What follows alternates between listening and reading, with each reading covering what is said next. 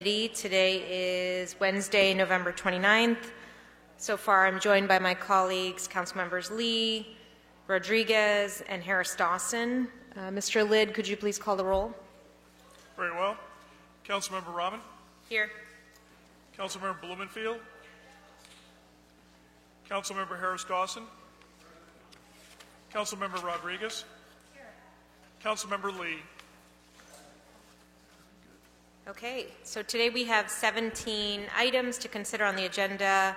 Item 1 is an LAHD report, which was requested to come back to this committee regarding preservation. The committee had some questions. LAHD has answered some of those questions in this report.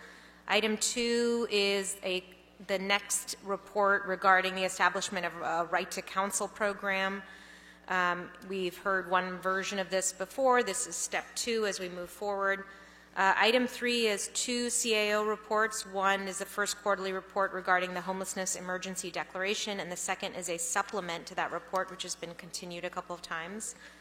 Item 4 is a motion that aims to address hiring challenges and staff shortages for the Los Angeles Homeless Services workforce. Item 5 is a motion for a report back regarding rental debt data and how the ULA Rental Assistance Program is supporting renters. Item 6 is an LAHD report regarding amending a contract with BAE Urban Economics so that their scope of work will include a land use fee study. Item 7 is an HHH Administrative Oversight Committee regarding an amendment to the 2020-2021 project expenditure plan. Item 8 is also from that same committee, and it's a commitment extension for the Weingart Tower at 562 South San Pedro Street in CD14. Items 9 and 10 are the 8th and 9th Inside Safe reports from the CAO. Item 11 is a CAO report and a LASA report regarding the HET teams and continued funding for outreach here in the city of Los Angeles.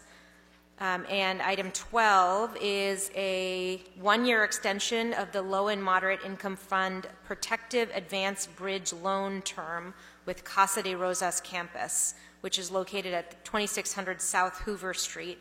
And LAHD, I believe, has an amendment for this item. Do you have that, Mr. Lid? LAHD, do you have an amendment for item 12? Do you want to read that into the record right now?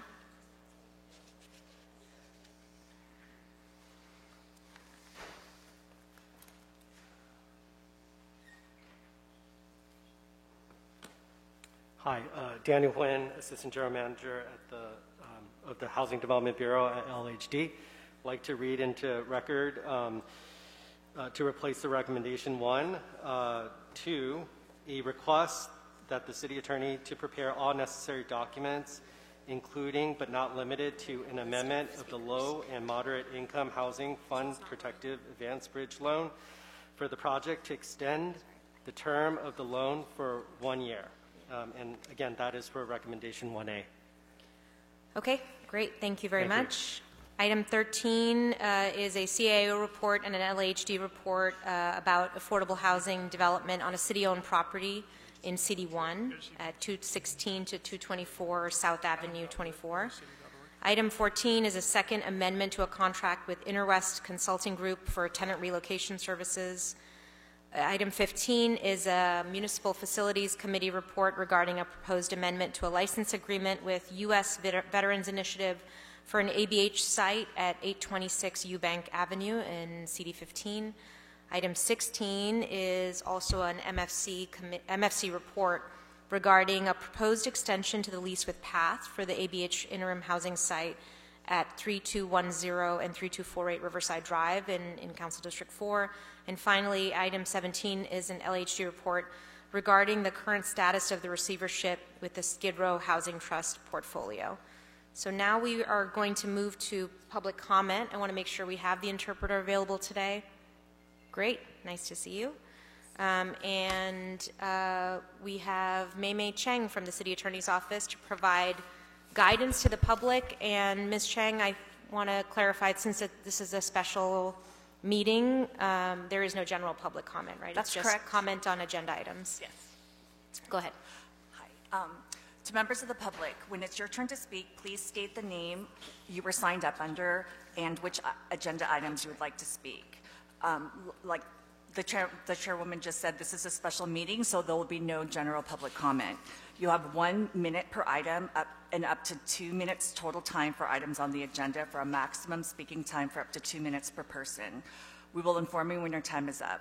When speaking on agenda items, you must be on topic. Our goal is to get through as many speakers as we can. If you are not speaking on topic, or if we cannot tell whether you are on topic, you will get one brief warning from me or the committee chair. If you do not immediately and clearly get on topic, or if you stray off topic, you will forfeit the rest of your time and we'll move on to the next speaker. Thank you. Okay, and we will take public comment until 3:15. And when I call your name, if you could move to the right side of the room. Cassidy Bennett. Oops.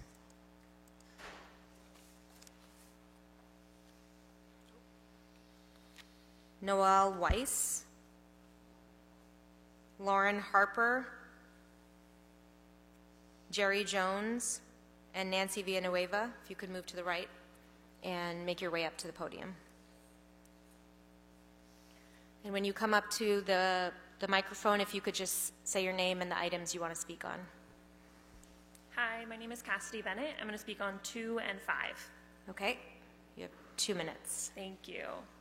My name is Cassidy Bennett. I'm an attorney at the Legal Aid Foundation of Los Angeles, and I live in District 4.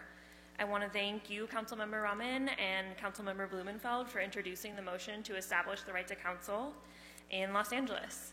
As a lawyer, I want to strongly urge you to support a right to counsel ordinance. Eviction court will never be equitable as long as landlords are always represented by an attorney, but fewer than 10% of tenants have legal representation. A right to counsel would create a more level playing field for tenants and landlords in court. At LAFLA, we see the difficulty of eviction court even for our lawyers, and we know how much harder that can be when tenants are unrepresented. I'd also like to ask you to support Agenda Item 5, a report back for data. We need to better understand our approach for the debt that will come due in February 2024.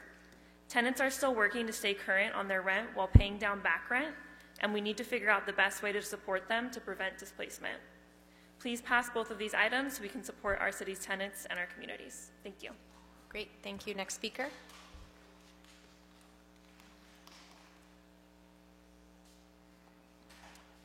Your name and the items you're speaking on. Name Noel Weiss. Noel Weiss. Speaking on items 5 and item 16.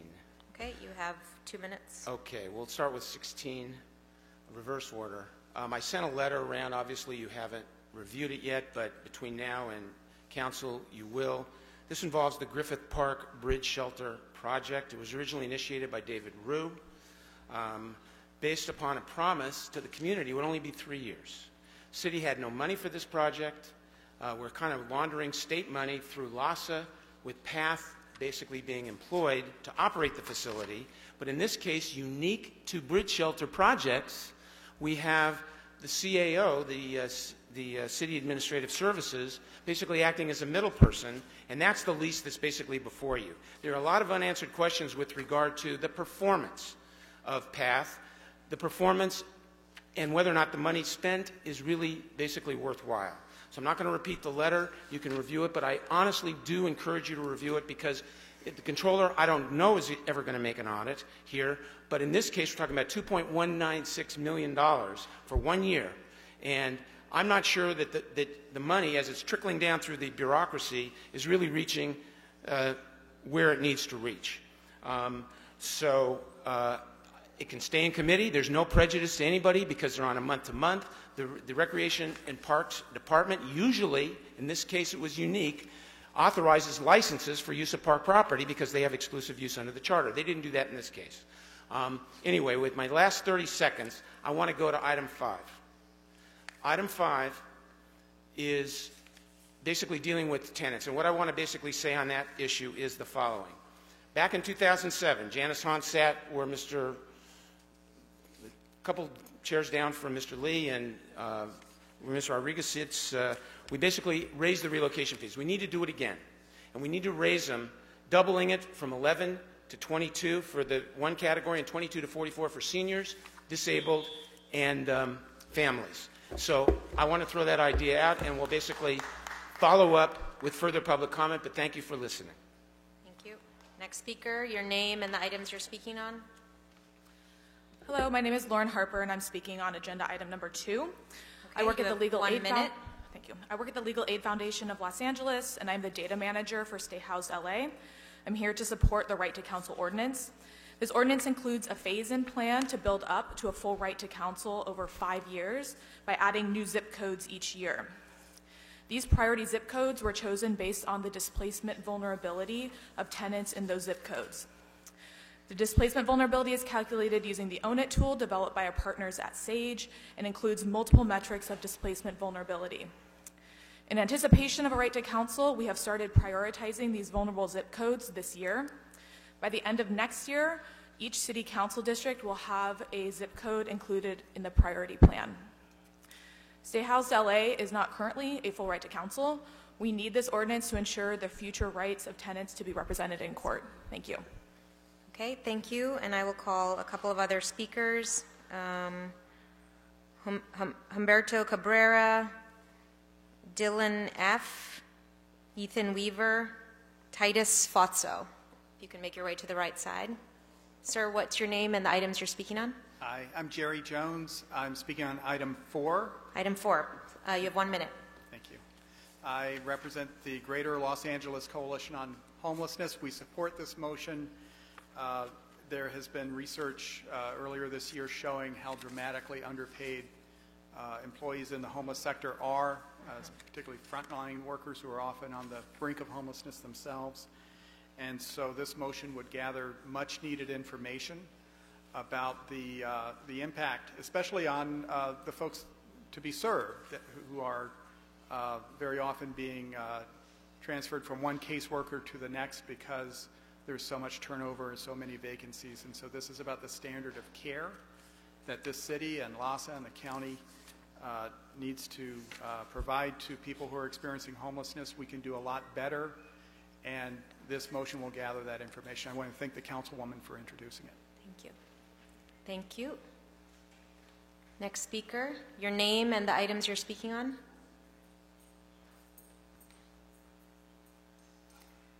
Buenas tardes, necesito traducción. Okay.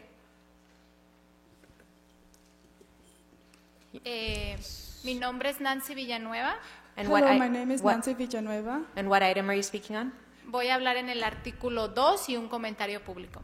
I'm going to no, speak. There is no public, no hay comentario Okay. público hoy. Okay. Solamente. Thank yeah, you. okay. 2 y 5.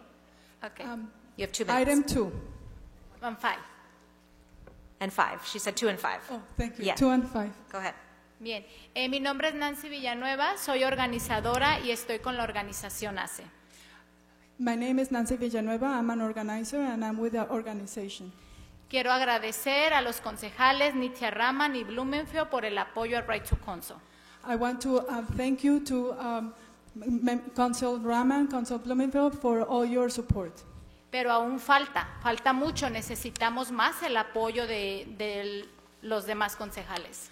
But we still have a lot more. We still need more support from the other council members. Como organizadora miro la gran urgencia de tener representación legal As para an inquilinos. organizer, I see that there is an urgent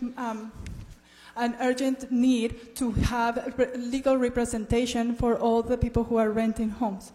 Todas estas familias, el 80% de estas familias que van a corte no tienen los ingresos suficientes para financiar un abogado. 80% of those that are at court, they do not have the means to hire their own legal representation. Como organización, al igual que mis colegas, hemos hecho lo imposible para apoyar a los inquilinos a que se representen.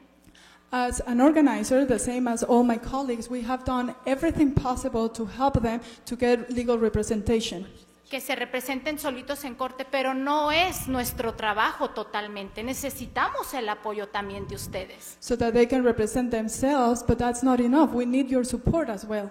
Nuestros abogados que están ayudando a estos inquilinos están llenos de tantas cortes y de tantas demandas. all our attorneys that are helping them, they're all full of work. They have a lot of things because they have a lot of court orders and demands.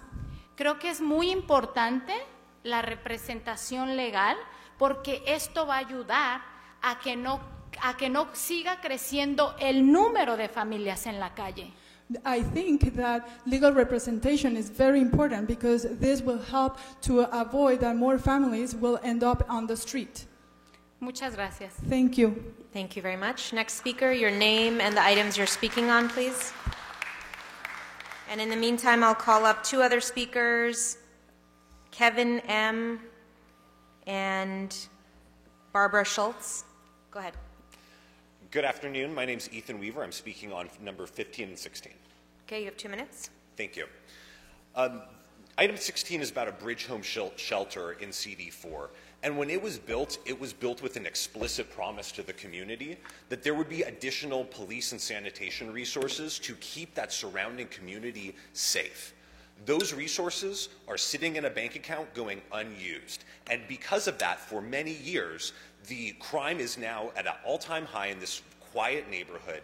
And a few months ago, I went to a hearing with RAP about this very issue. It was at 9:30 in the morning on a Tuesday. And over 80 to 100 people from the community showed up. And public comment was all uniformed. Almost every person said, I supported this shelter when I came in. The city made promises, the city violated those promises, and now we want the shelter removed. This affects shelters in every part of the city. We all agree we need to build our way out of this homeless crisis, but we can't do it if the city continues to violate its promises to the people. Thank you. Thank you. Next speaker, your name and the items you wish to speak on.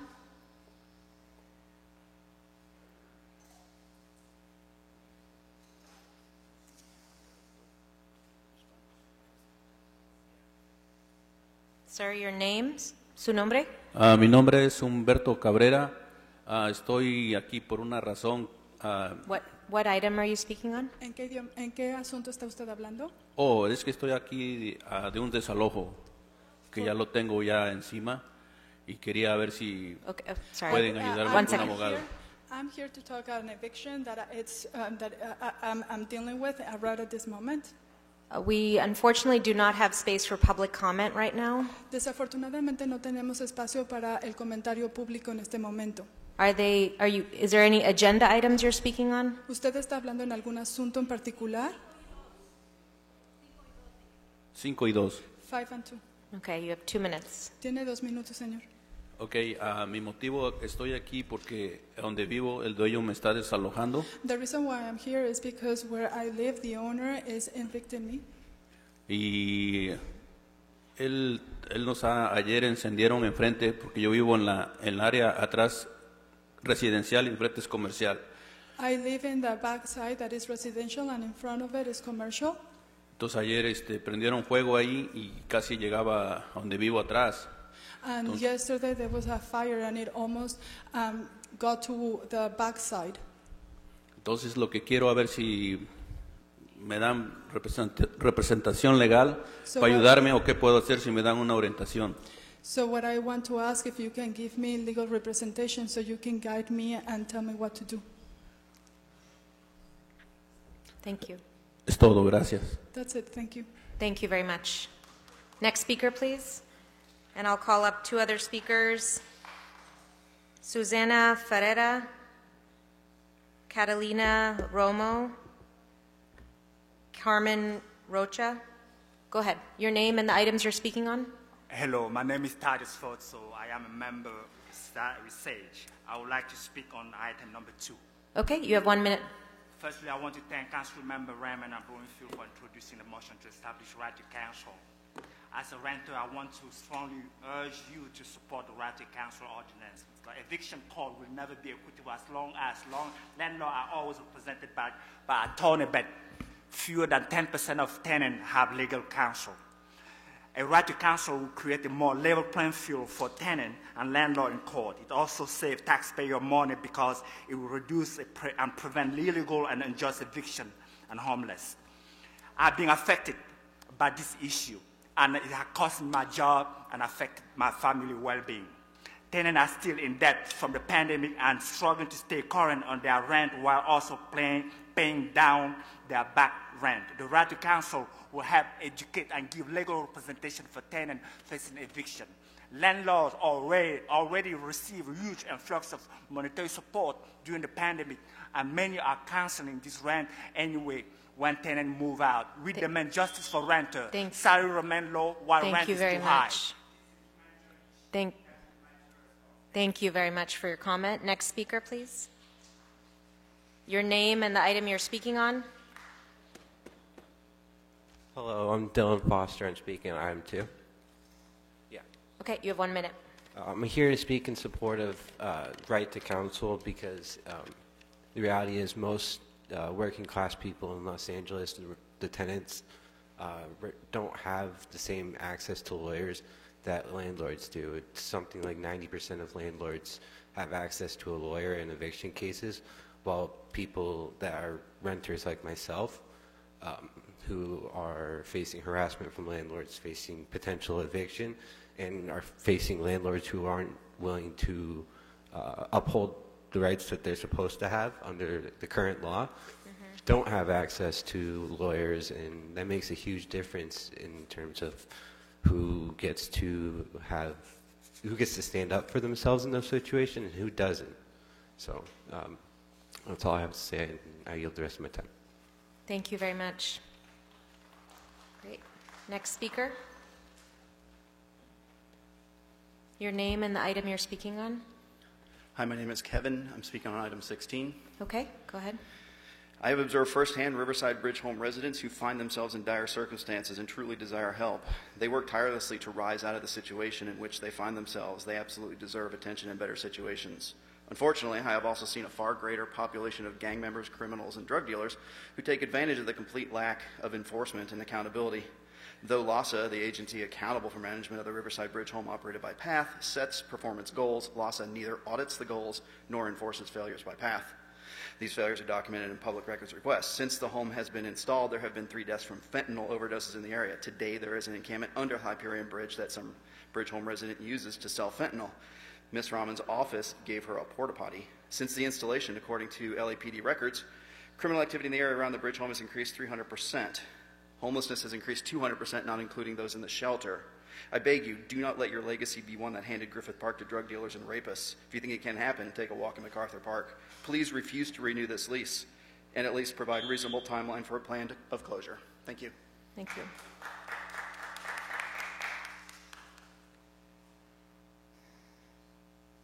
Your name and the items you're speaking on? Barbara Schultz, item number 2.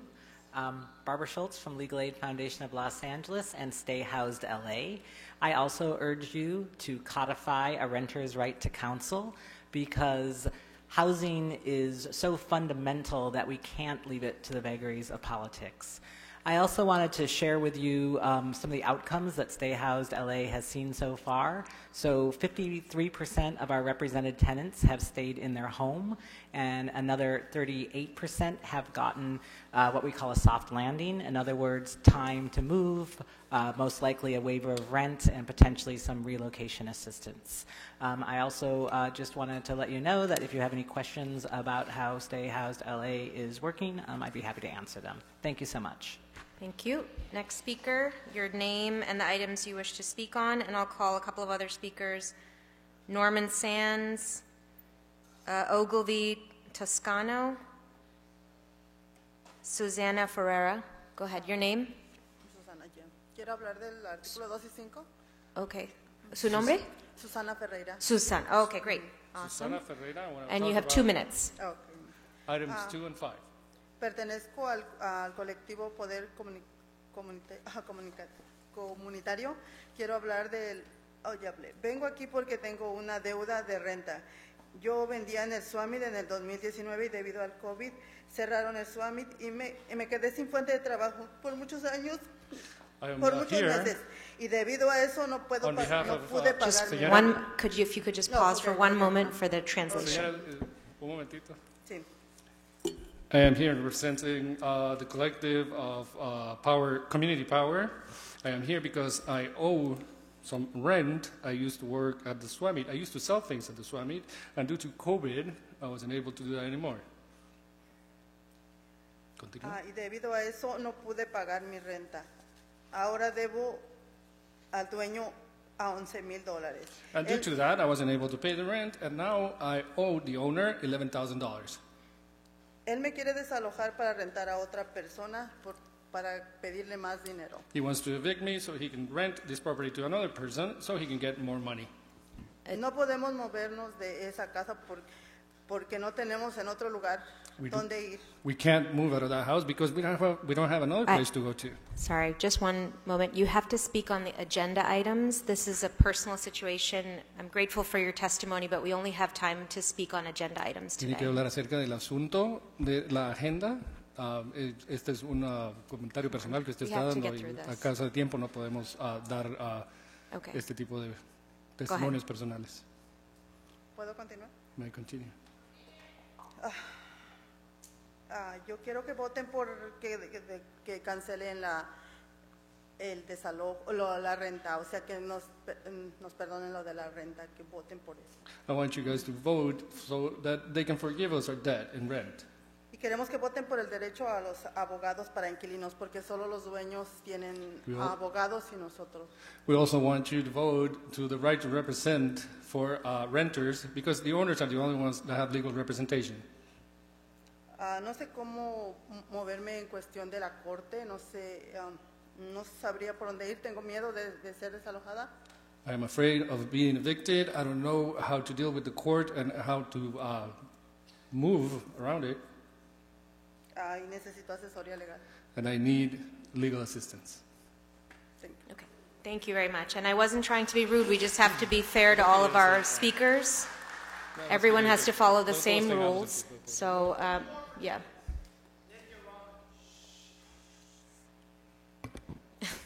Seriously, guys, come on. Your name and the items you're speaking on. My name is Norman Sands. I'm speaking on item number 16. Okay, go ahead. Hello, my name is You have Norman 1 Sands. minute. Hello, my name is Norman Sands, and I'm one of the owners of Taylor Brothers Architectural Products on Riverside Drive near the Griffith Park Bridge Home. Our business has operated there for over 20 years in this community. Over the past 3.5 years, the areas surrounding our business have become dangerous, dirty, and downright scary. The Bridge Home has attracted more homeless people into the area, and when we had to tolerate open drug use, new homeless encampments, open prostitution, regular property damage, theft, higher drunk people fighting and arguing, indecent exposure, naked people wandering, urination and defecation in our parking lot, people passed out on our parkway in front of our business, graffiti, trash everywhere, used syringes on the sidewalks, homeless people entering our business and refusing to leave, and fires set intentionally on sidewalks in multiple areas along Riverside Drive. We strongly object to any further extension or expansion of the Bridge Home or adjacent properties, and we demand closure of this facility by the June 2024 end date. We also demand the immediate removal of the porta potty under the Hyperion Bridge. Thank you. Thanks. Next speaker, please. Other way, other way.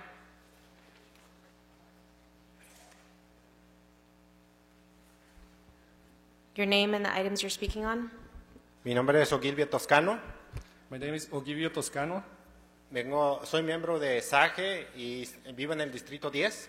And I'm what- a member of SAGE, and I live in District 10. What items are you speaking Me on? gustaría hablar en el item 2 y 5. Okay, you have 2 minutes. I want to talk about item 2 and 5.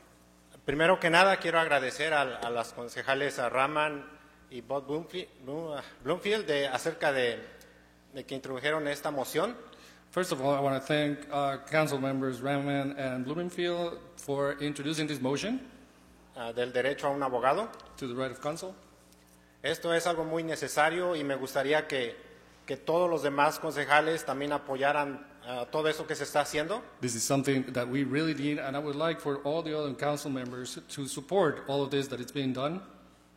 Ya que es algo muy necesario y muy urgente. Because we really need it, and it's really urgent. Ahorita en este momento hay muchos inquilinos que están siendo desalojados y que están siendo acosados. At this moment, there's a lot of renters who are being evicted and who are being bullied. Entonces esto es algo muy necesario porque muchos de estos inquilinos no tienen suficiente dinero para pagar un abogado. So this is really necessary because many of these renters do not have enough money to pay for a lawyer to represent them. Yo mismo me vi en una situación igual en la que el propietario me quiso desalojar. I myself was a part of a similar situation in which the owner wanted to evict me, Y yo no tenía dinero para pagar un abogado. and I did not have the money to pay for a lawyer. Gracias a Dios, alguien me ayudó y pude quedarme en mi hogar, pero si no de otra manera estuviera yo fuera. Thank God, someone helped me, and I was able to stay in my home. But had that not happened, I would be on the street. Por eso les quiero pedir a todos los demás concejales que aprueben y que esto se haga una realidad. That's why I want to ask all the other council members to approve this and to make this a reality. Muchas gracias. Thank you very much. Thank you very much. Next speaker, your name and the items you're speaking on. I'll call two other names: Maria Vera, Edgard Valencia, Carmen Rocha, and Elizabeth Hernandez. Hello, my name is Catalina Romo Paxel. I'm an adult adoptee, and I'd like to speak on the importance of housing security for children and families. Both of my biological parents faced housing insecurity, and one of them was our houseless neighbors. Something like the right to counsel would have been hugely important for the quality of my life. You have one minute for your comment. Thank you. I'm also a staff member for Stay Housed LA on the side of our community-based organizations. We do outreach and education, and the type of intervention that we are providing is unique, and it is impactful, and it is fair, and I am strongly in support of right to counsel. Thank you. Thank you very much. Next speaker, your name and the item you're speaking on. I'll also call two more speakers, Kristen Astor and Maria Osorio. Go ahead, your name and the items. My name is Edgar Valencia, and I'm here speaking on items 2 and 5. 2 and 5. You have 2 minutes. Go ahead. I would like to thank the members who are supporting the right to counsel, and I would like to ask the other members to please give us their support. As a tenant of the LA County, I'm paying really high rent prices, and with the February rent increase that is coming, I'm afraid that I'm going to be struggling to pay my rent. So I'm asking you if you can give us the right to counsel so we can have somebody who knows about the court things, how they work, and how we can protect ourselves against some of the renters who are actually doing stuff that is not legal. So that is my request for you guys to please support the right to counsel. Okay. Thank you. Thank you very much. Next speaker. Your name and the items you're speaking on. Buenas tardes, mi nombre es María Vera. Okay, do you mind pulling the microphone closer to you? ¿Puede poner su micrófono más cerca a usted? 2 y 5. Señora María, ¿puede poner su micrófono más cerca a usted, el de enfrente? Gracias. Thank you. My name is And what items are you speaking on? 2 y 5. 2 and Okay. 5. 2 minutes. Tiene 2 minutos. Quiero pedirles, por favor, el apoyo a los abogados para que nos representen en corte. I want to ask for the support of lawyers so that we may be represented in court. Go ahead. Eso es todo. Gracias. That is all. Thank you. Okay, great. Thank you very much. Next speaker, and I'll call 2 more speakers. Emily Chong, Sylvia Arenas. Go ahead. Your name and the items. Elizabeth Hernandez, item 2 and 3. Okay, go ahead. You have 2 minutes. So my name is Elizabeth Hernandez. I'm a tenant and also an organizer with ACE. I'm a tenant on District 9. And first of all, I want to thank council members Nithya Raman and Bloomfield for introducing the motion to establish the right to counsel.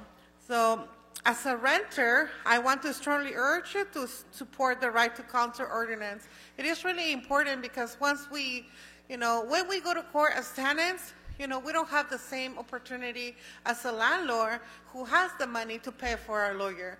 So if we want a fair trial, a fair case to see, what's putting people behind rent, maybe it's, something that happened in their lives that, things happen daily, accidents happen, people, we lose our people, and that can bring a lot of issues into our families. We just had a pandemic, you know, that put a lot of people behind, and we still have people who have not been recovered from it.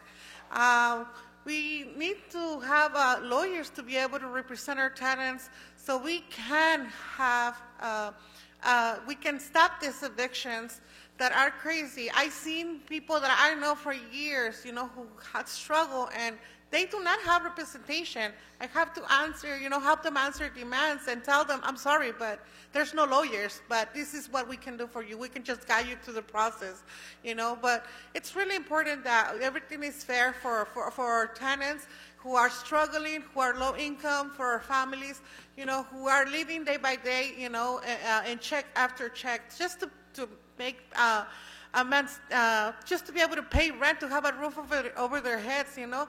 We're talking about kids too, you know. Now they're leaving their school so they can go work and help their parents. And I say this because I've seen it. I work with our students and from the schools. Thank you. Thank you for your comment. Next speaker. Your name and the items you're speaking on. I'm Kristen Astor, speaking on item number 4. On 4. Please continue. You have 1 minute. Thank you, Chair Rahman, for introducing this motion and your ongoing leadership to addressing real challenges here we face in LA and solving the humanitarian crisis of homelessness, including challenges faced by the homeless services workforce. I work for the People Concern, and last year we served over 16,000 individuals experiencing homelessness, including connecting over 1,600 to permanent housing. And this wouldn't be possible without the dedicated work of our staff. These frontline roles, our outreach workers, our mental health providers, our housing retention workers, have really challenging jobs. And we see a high range of turnover and hiring challenges, often because of pay. This impacts the overall capacity of the sector to meet the scale of the need, and impacts client continuity of care and outcomes when we see turnover in caseworkers who have built hard-fought trust. Unfortunately, we hear often weekly about our staff who are facing eviction and potentially homelessness because of pay and the high cost of living. We think this motion would make a real difference, and we thank you again and hope the committee passes it. Thank you. Thank you. Next speaker, your name and the item you're speaking on.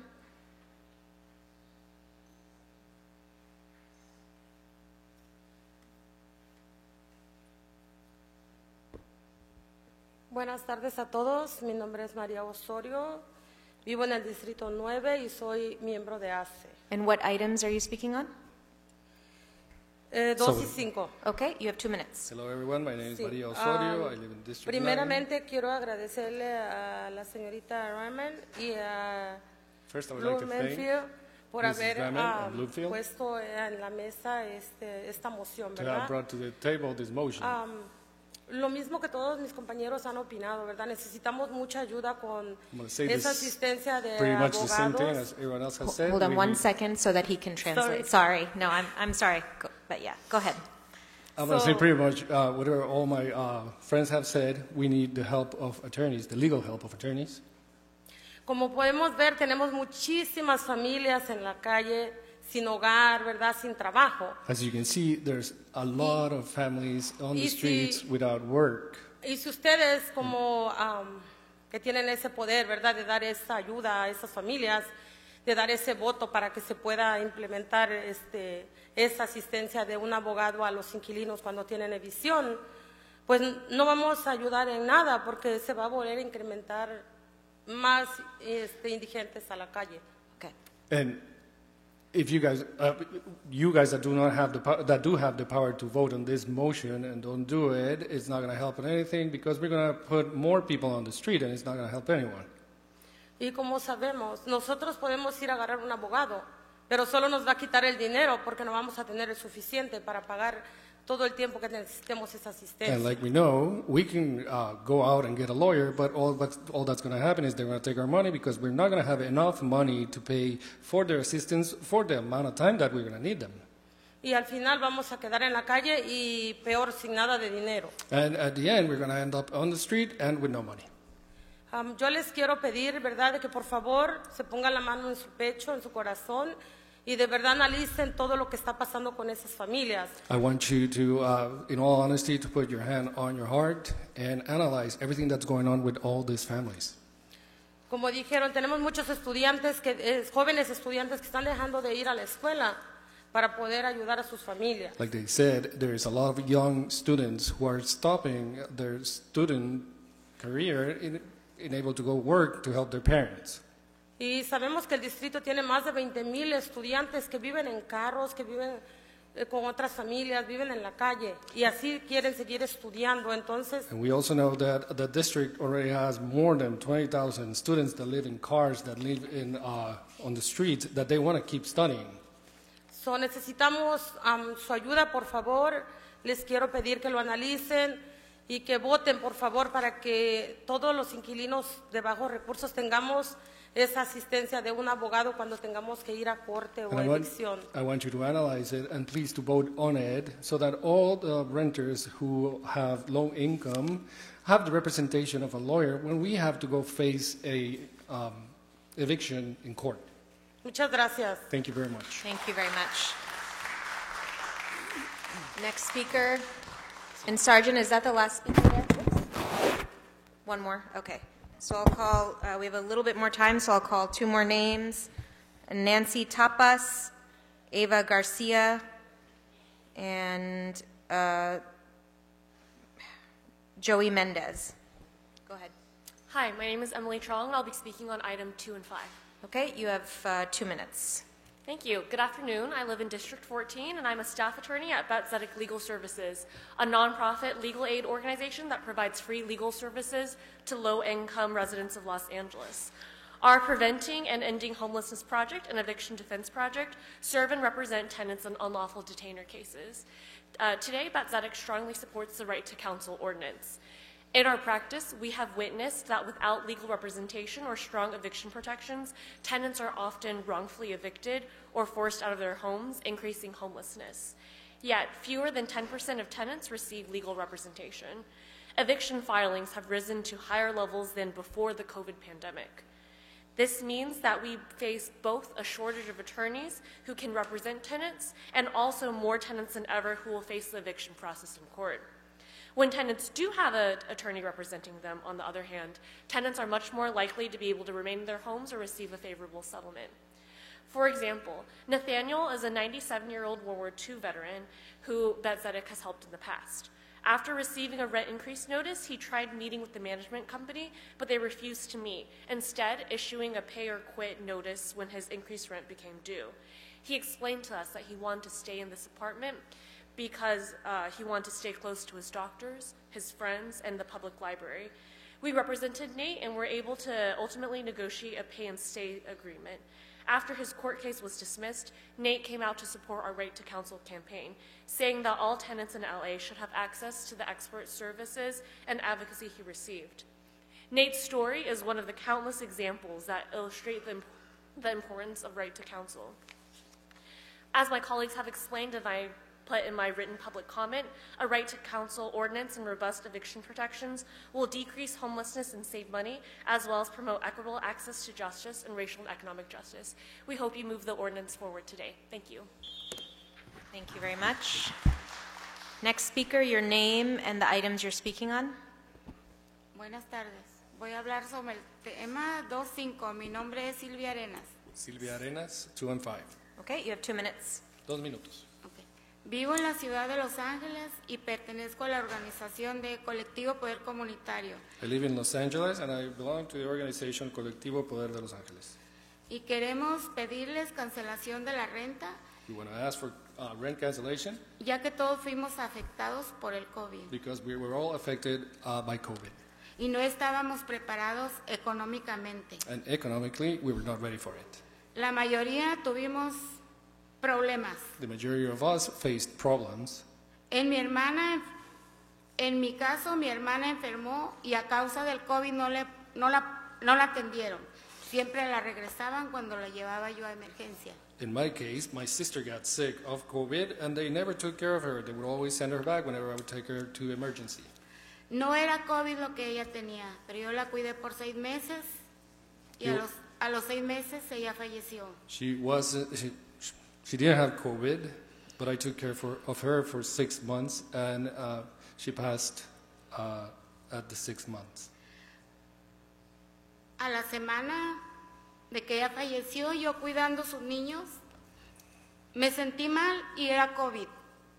1 week after she had passed away, I was taking care of her children. I was feeling sick and I had COVID. Estuve en el hospital, salí en silla de ruedas y con muchas secuelas. I was in the hospital. I left on a wheelchair and suffering many after effects. Poco a poco me recuperé. No pude pagar mi renta por algunos meses. I got better little by little, but I wasn't able to pay rent for a couple of months. Ahora estoy en corte y les pido que por favor nos ayuden con abogados, ya que no podemos pagar alguno y no encontramos. Now I am in court, and I'm asking you to please help us with attorneys or legal representation because we can't find any. Gracias. Thank you. Thank you very much. Muchas gracias. Next speaker, your name and the items you're speaking on. Mi nombre es Eva García y vengo a hablar del 2 y del 5. Okay. ¿Y su nombre? Eva García. Eva García, gracias. Okay, go ahead. 2 minutes. Necesito traducción. Estoy aquí para preguntarle o para decirles a los concejales que no están apoyando y agradezco a los concejales que están apoyando el que queremos un cancelamiento de renta, porque como organizadora de colectivo Poder Comunitario, Okay. I am here to thank the council members that are supporting this and ask the ones that are not supporting this because as an organizer, tenemos día con día mucha gente que tiene orden de desalojo. we see day by day a lot of people that have an eviction notice pending. Y también tal vez se cansan de ver nuestras caras, ¿verdad? And maybe you get tired of seeing our faces. Pero tenemos que estar aquí porque no vemos soluciones. But we have to be here because we see no solutions. El ver tanta gente que está a punto de perder su hogar porque el dueño quiere más dinero. To see so many people that are in risk of losing their home because the owner wants more money. Porque solo piensan en eso, ganar dinero. All that they think of. Y desgraciadamente ellos no hacen conciencia que la vivienda no es un mercado. They don't think about that housing is not a market. Y repito esto, si quieren negociar, que negocien con algo que no sea vivienda. And I say this again, if you want to make a business out of something that is not housing. Porque queremos que todo ser humano tiene derecho a vivir dignamente y un techo seguro. Because we want that all human beings have the right to live safely and to have a roof over their heads. Pero los inquilinos viven día con día acosados. But renters live day by day being harassed. Con ese miedo de que los saquen de su hogar. With the fear of being thrown out of their house. Y antes de pandemia toda la gente pagaba su renta. And before the pandemic, everyone paid the rent. Con esfuerzos. With effort. Se quedaban sin nada. You end up with nothing. Viene la pandemia y no tienen un ahorro. The pandemic gets here and you don't have savings. No es su culpa que tengan deuda. It is not their fault that they have debt. Por eso es que queremos un cancelamiento de renta. That is why we want canceling of the rent. Y también que se apoyen con abogados gratuitos para que nuestros inquilinos puedan tener defensas. And also that we get the support of legal representation so that our renters can get help.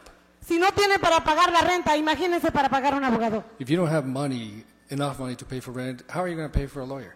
Y nuestros inquilinos pagan impuestos. And our renters are taxpayers. Entonces queremos respuesta. That's why we want an answer. Queremos que nuestros inquilinos tengan abogados gratuitos. We want our renters to have free lawyers. Y que las corporaciones millonarias se jodan y cancelen la renta porque ellos tienen dinero por mucho tiempo antes de esta pandemia. Sorry, speaker. The translator. Thank you very much. And for the big corporates, a lot of money. Okay, and I believe this is our last speaker for today. Your name and the items you're speaking on. My name is Joey Mendez, and I am speaking on items on 1, number 2, and 5. I am a tenant, and I live in District 9. 2 minutes, go ahead. I want to thank Council members Rahman and Blumenfield for introducing the motion to establish right to counsel. It is an unfair fight if landlords have the money for a lawyer and tenants have to fight on their own. This will cause the tenants to be evicted from their homes. LA is facing an eviction crisis with over 35,000 eviction cases filed this year without a legal representation. tenants will wrongfully be evicted, and the number of people who are homelessness, who will fall into homelessness, and the homeless crisis will increase more if this keeps happening. The right to counsel will save the city money and up to $125 million a year. Right to counsel is about creating a more equitable court system. Landlords are nearly always represented, while fewer than 10% of tenants receive legal representation. Right to counsel is about racial justice and economic justice. A majority of tenants facing eviction are black and people of color. Tenants are still in debt from the pandemic and struggling to stay current on their rent while also paying down their back rent. Landlords already received huge influxes on monetary support during the pandemic, and many of counseling this rent away when tenants move out. Tenants need support so we can prevent further evictions and the increasing homeless crisis. This report back will give us more data and prepare for an upcoming February cliff. Thank you. Thank you very much. We had two speakers that we called who still haven't come up, Nancy Tapas and Carmen Rocha. Nancy Tapas. Okay. So with that, I'm going to close public comment at this time. And I'm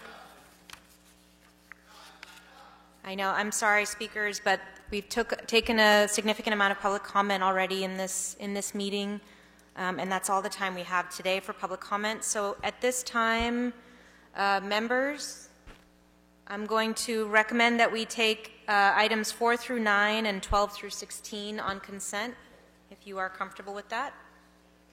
Council members Blumenfield and Lee, are you items 4 through 9 and 12 through 16 on consent?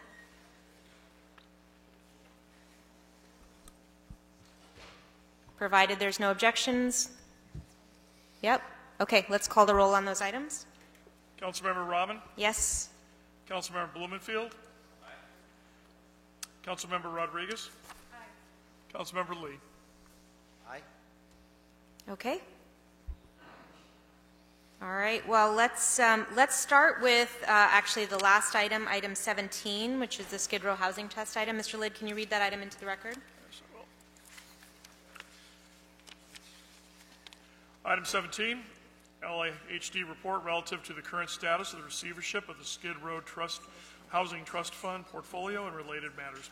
Okay. And we have General Manager Ann Sewell, Greg Good, Tricia Keene, here from the Housing Department to provide. Are you going to provide a report or here to field questions?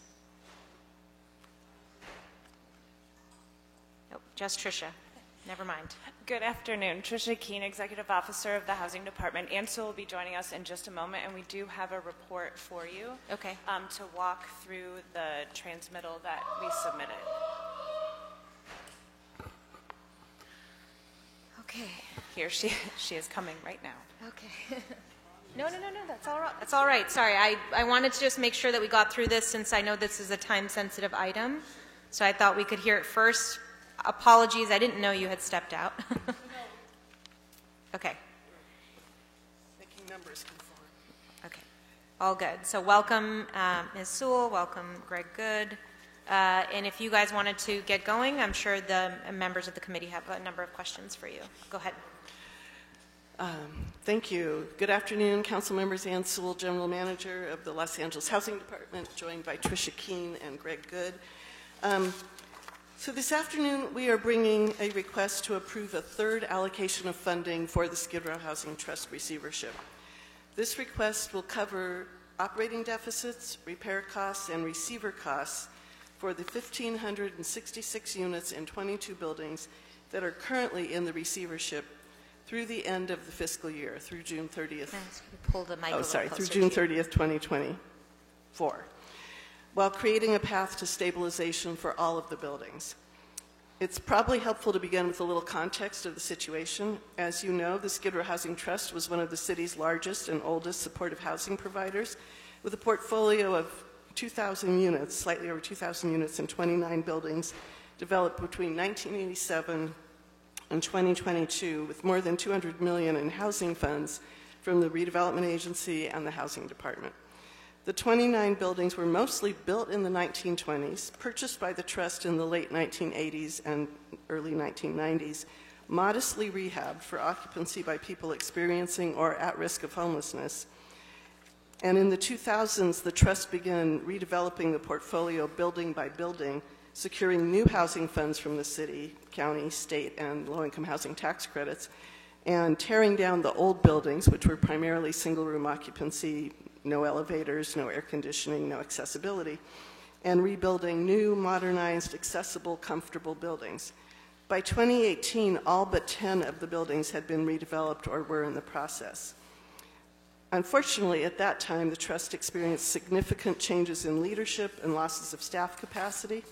These disruptions were compounded by a new emphasis on very high-need tenants and increased operating costs, as well as the effects of the pandemic, and that brought the trust to the point of default on the city's loans and state loans, and organizational collapse by early 2023.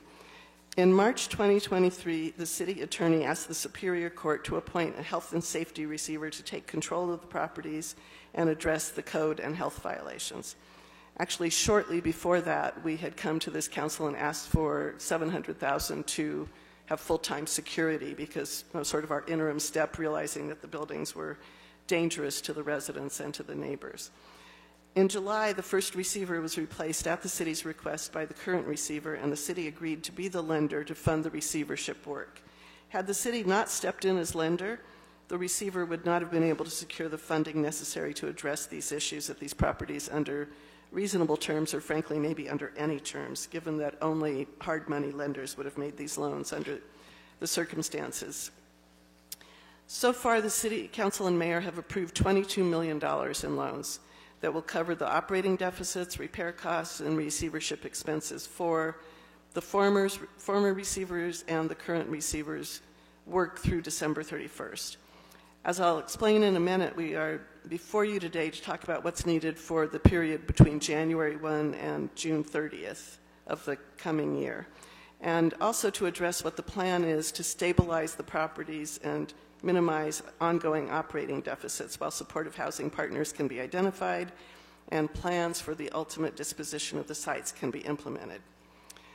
Much has been accomplished by the current receiver, Mr. Kevin Singer. 7 of the buildings exited quickly, reducing the total of buildings in the receivership from 29 to 22.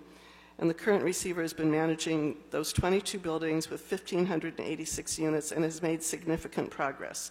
They've cleared 307 violations and returned 150 units to a rentable state. They're actively leasing those units with help from PATH and LASA. They're working with 2 more buildings that are exiting the receivership next month and another 8 that will exit by March. That will leave us with 12 buildings with 809 units in the receivership, which is really the focus of our work to stabilize the portfolio. We understand the importance of ensuring that the city's money is well and efficiently spent, and especially in the face of a crisis like this, it's important that we use resources wisely. To date, a little over $10 million has been spent in connection with the receivership, and the largest expense, $3.7 million, has been for immediate security costs, including fire safety, necessary to address the critical conditions that existed at the properties when the receiver took over. Security and fire safety continue to be important to ensure the safety of the residents and the buildings. Other key expenditures include insurance, receiver and legal fees, 1.15 in repair costs, and covering ongoing operating deficits. What brought us to this point is that the buildings cost about $1,000 per unit per month to operate, and the income has been about $700 per unit per month. And those gaps, while we can identify and talk in our report about a way to close those gaps have been a major part of what we are funding with the receiver. With the $12 million that was recently approved by the council in 2 tranches, first 2 and then 10, the receiver will continue to pay for security, insurance, and the operating costs that are not covered by rental income. the receiver will also repair another 9 buildings, so clear another 433 violations, and bring almost 200 more units to be rent-ready. This will be done with a repair budget of $4.1 million. Our request today is for $14.5 million in a general fund reserve loan to cover the operating deficits, receiver expenses, and remaining repairs. At an additional $500,000 from the city's special funds is requested to engage a consultant to carry out the initial stabilization and disposition plan described in this report. There are additional authorizations that the department needs to stabilize the properties and carry out the plan. These include completing negotiations with the Housing Authority of the City of Los Angeles or a similar partner to provide asset and property management, which would be needed if the city ends up taking ownership of the remaining properties at the conclusion of a receiver sale, and preparing and releasing an RFP to identify and select qualified entities for the purchase and operation of the remaining 12 properties as they are financially stabilized. One thing is clear, this is a complicated, multifaceted report, so we will quickly present each major component. We've also proposed changes to the recommendation language after consultation with the CAO that we will read into the report at the end of this. A key component of the report is the funding to take us through the end of the current fiscal year. And for that, we ask for a loan to the current receiver of up to $13,359,070 to cover up to $4.2 million in payments to the former receiver upon order of the court, as well as $3.1 million for repairs and $5.9 million for operating costs not covered by the rents in the 22 buildings until the receivership sale is completed and the receivership ends. Secondly, we ask for authorization to enter into a contract with HACLA. If the city does end up acquiring the properties through the receiver sale, we will need an experienced, strong partner to provide asset and property management, and we hope to be successful in negotiations with HACLA to provide these services. We're asking for authority to contract with them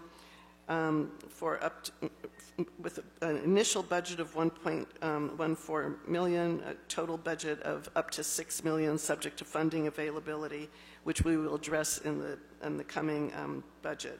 This would be a 2-year contract.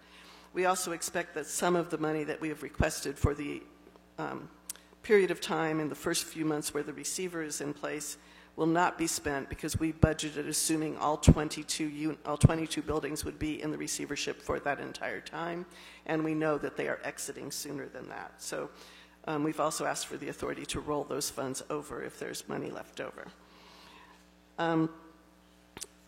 Another key component of the report is the plan to answer the question that has been asked in multiple ways by every committee and council member.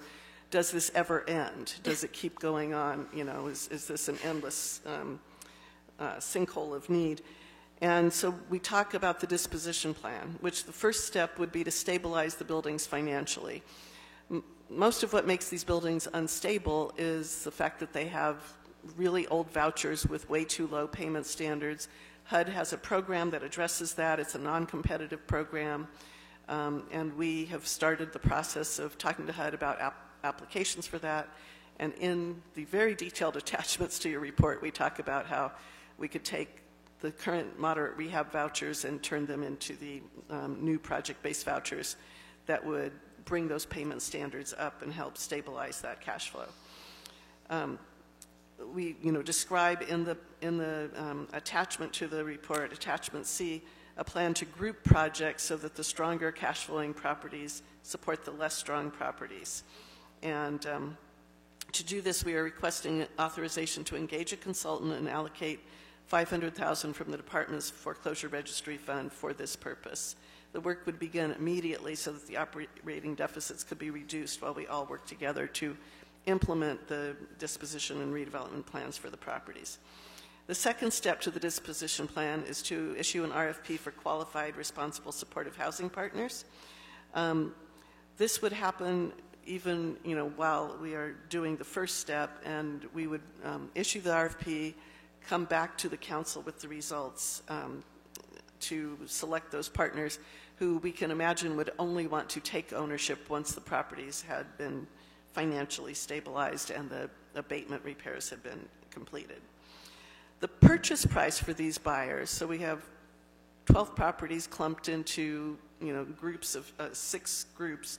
The purchase price would be an appropriate pro rata allocation of the general fund reserve amount that we had invested in each project, financed by a seller note from the city that would be due at the earlier point of refinancing or redevelopment of the project, or an end date, like 5 to 7 years. The notes would be repaid then when the projects were redeveloped by the capital stack of housing funds from the city, the state, tax credits, and that money would come back to the general fund to be repaid. Final point that we wanted to make was that we realized that asking for $14.5 million in a general fund reserve is a really significant ask. And, anticipating the very reasonable question of why can't we do this with existing housing dollars, we included a report on what the potential other sources of funding would be for this work, including home or SB2 funding, and we talked about what the trade-offs would be if we redirected the money that's already been proposed for the managed pipeline or Project Home Key 3 or Fast Track to this.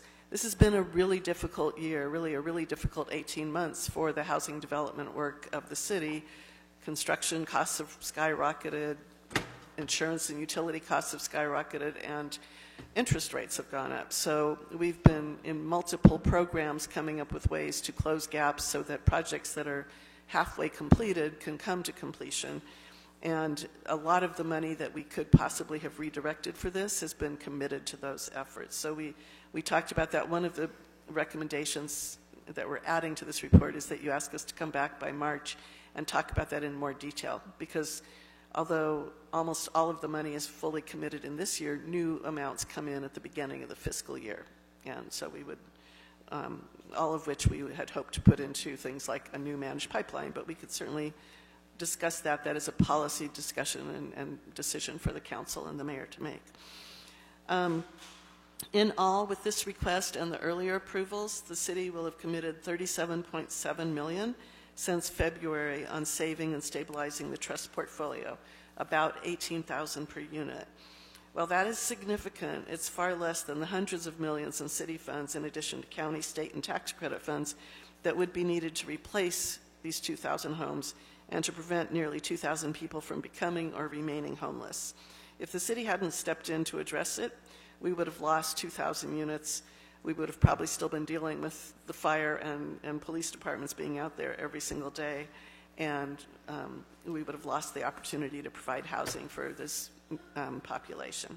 We would really like, finally, to acknowledge the partners, both inside and outside the city family, that have really contributed to the disposition plan, especially the California Housing Partnership Corporation and the Southern California Nonprofit Association, who helped find a path to stabilize preservation of these resources using funding from local foundations that stepped forward to help provide those resources to the department. So I'm very grateful for that.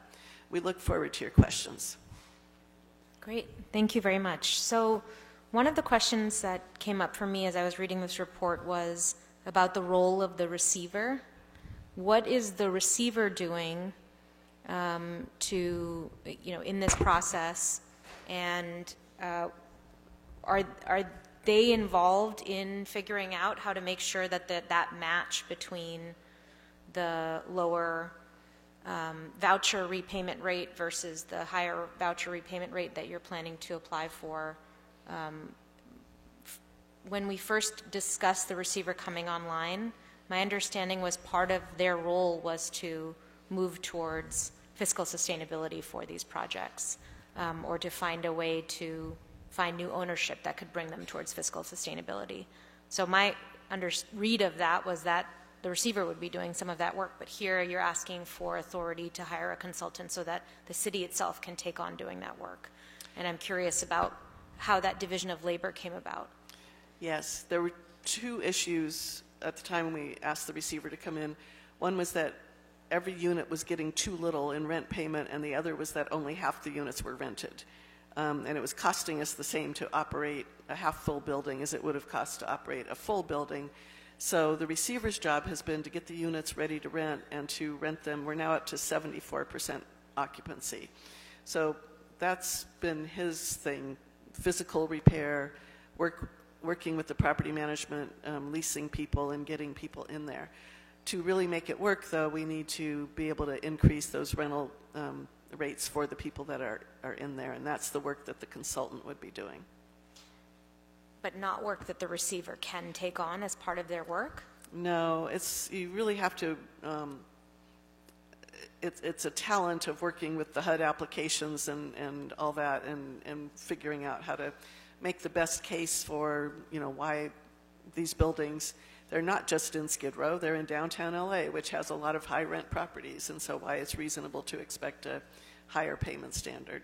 And finally, on this question related to the receiver, as the new units are being rented, are they being rented at a higher rent standard or the old lower voucher standard? They're being rented, the vouchers are attached to the units, so right. They're being rented at whatever those vouchers, they're being rented at the $700 or $800 or $900 a month that were attached to those vouchers. And how long will it take before the receiver is able to fill up 100% of the units, or as close to 100% as is reasonably expected?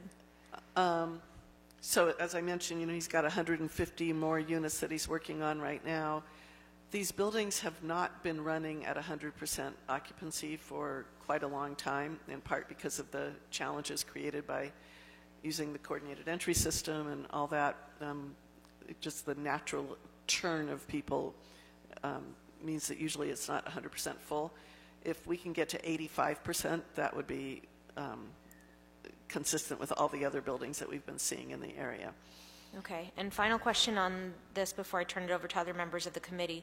We have thus far expended, including this ask here, you're saying that we will be spending $34 million? 37.7. And what amount of that do you expect to get back through the refinancing process that you are envisioning? Is it just the $12 million or the entirety of that money? So there's two ways that the money would come back. The first, which is already in place, is that the original $10 million and then the $12 million, as we have been approving exits from the receivership for the properties that have limited partners, we have been calculating their pro rata share of the receivership expenses, and they have agreed to repay that as part of that. So like us, they are waiting for the forensic accountant to finish the work, to figure out what those fees really should be. But each of the properties that have already left know that they're going to pay X percent of whatever the final court determination is. So we'll be getting some of it back from those 19 properties overall that will exit the partnership.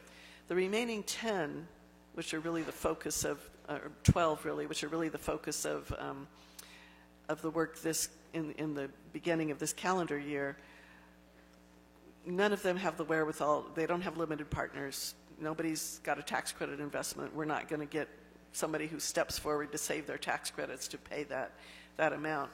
But they do have, the properties have some value. And so our proposal is that we take the amount that they owe, putting the first emphasis on the general fund loan, that we, can do a comparative price analysis or an appraisal and say, okay, this building could afford to, right now, even with restrictions, to pay $5 million. We will sell it to you with a seller note of $5 million, and you, or whatever your fair share is. And when you eventually redevelop, you will have to pay us back that. So two ways. One is the limited partners paying their fair share, and the other is planning to hang in there with them as they come up with their redevelopment plan and then give it and then repay us. And for the second pathway, you're envisioning that the entire sum that we've invested into these properties so far will be repaid through that redevelopment Our process. calculation is that we would we might come up with a little more than the general fund 14.5, but probably not a lot when you look at the appraised value of the buildings that we're talking about there. Okay, I want to open up to the rest of the committee. Go ahead, Mr. Blumenfield. First, I just wanted to thank you, the three of you, and really the Housing Department. You guys have been working around the clock trying to deal with this issue, and just to remind everyone, the listening public, this was not of our doing. This was a hot potato that was dropped in our lap. The mismanagement of the Skid Row Housing Trust, and we could have sat back and just let it all play out and watched them go into bankruptcy and, not have to deal with it right away. But as you all know, that in the end, we are a responsible party to our constituents, and we would not, we would want to find housing for the folks who would be displaced in the 2,000 units that would have been lost.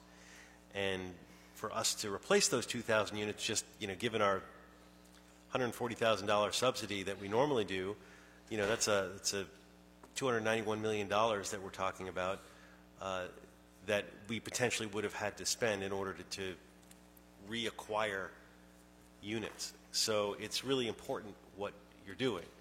And so first, gratitude and respect for what you are doing and trying to make this work.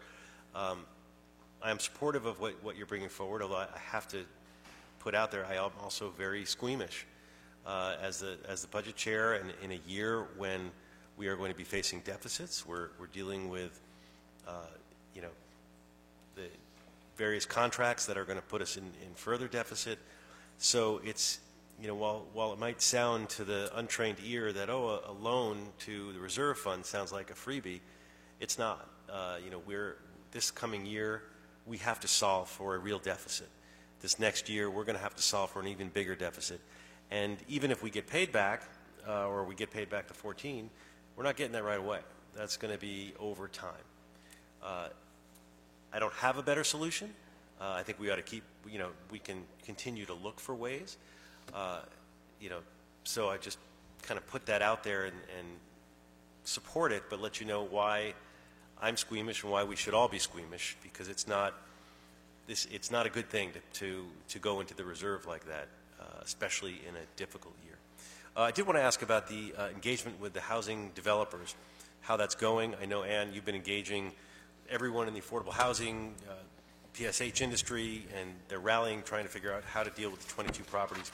The responsible housing developers, what kind of response are we getting, and how is that going? So the trust, technically the Skid Row Housing Trust is still the owner of the properties, even though the receiver has physical and financial control. And they have been engaging different supportive housing providers in conversations about purchasing them. Every single one of them, when you read their, letters of intent closely, or you have a conversation, has some provision like, subject to the city indemnifying us for anything that could, be attached to title that comes up that we don't know about. And we've made it clear that there is no such thing, that we're not going to step forward and indemnify people for that. But the fact that they are willing to do it, that's one of the benefits of the receiver's sale, is that it would ferret out those things and provide clean title so that those people that are interested, could do that with confidence, and it wouldn't fall on the city to cover that risk. Right, we'd have a clean ownership, and we'd actually have control as a city over, or some extent over the covenants and everything else. So that's why it's positive. So anyway, I appreciate that and look forward to working with you on the funding side. I know this will go to budget as well. So I will turn it back. Thank you. No worries. Are there other questions from the committee? Mr. Lee, go ahead. And how much have we given to Receiver A, the former receiver? How much in total? The first receiver? Yeah. So he had borrowed money secured by the receivership estate, and we have paid back $1.9 million of that. 1.9? And then we have paid unpaid bills that he left behind. The second receiver has paid bills for security and things like that were from his vintage, but directly to the receivership estate, it's 1.9. So how long was it in their control, Receiver A? I beg your pardon? How long was it in their control? Ms. Sewell, if you could, sorry. speak I'm so sorry. No, I have a problem hearing, so go ahead. He was appointed in March, late March, really, April 1 was the first set of rents and expenses that he started, and then we replaced him. The new receiver took control in July 1. So April, May, June. And part of what you're asking for us to do is to pay them somewhere in the neighborhood of $4.25 million. Is that correct? Why, if they, I'm assuming obviously we're moving to a second receiver. We're not very happy with the job that they did. Why are we moving with this payment, 4.25. My understanding by reading this is that there are receipts provided by them that add up to this amount. Are these receipts compared to what receipts we're receiving from receiver B? Do they all sort of match? I mean, do we see that whatever receipts that we are receiving, do we see the work that was done, or is it just something that? Yeah, those are excellent questions. So the receiver works for the court, and the court authorized the receiver to put a super priority lien, over our properties, and the only way to get our properties back is to resolve that lien. So he's given, the receiver 1 has given all his invoices and his demands to the court. They've shared them with us. City attorney has engaged a forensic accountant who's going through every single one. I guess the good and the bad news is he didn't do much in the way of repairs, so it's a limited scope of work that we're looking at: security, insurance, receiver fees, receiver legal fees, so on and so forth. And so we're looking at all that. We will sort of make our counter, here's what we think is legitimate, to the court, and the court will then decide what is owed to remove that first receiver lien. So we go through the receipts and we I guess decide for ourselves, are these real? I mean, he says he does this because it sounds like he didn't really make any kind of improvements, to the buildings, and we weren't very happy. So we will then counter with that. So you're asking us for 4.25. That's what it's kind of what technically we owe them. Right. So the 4.2 that we've got in there is our estimate of the maximum, but it really will be whatever is approved by the court after we've given our request, our findings back. Okay, so, and then how much will we be giving in total the second receiver? So the second receiver, CLA had an excellent little cheat sheet.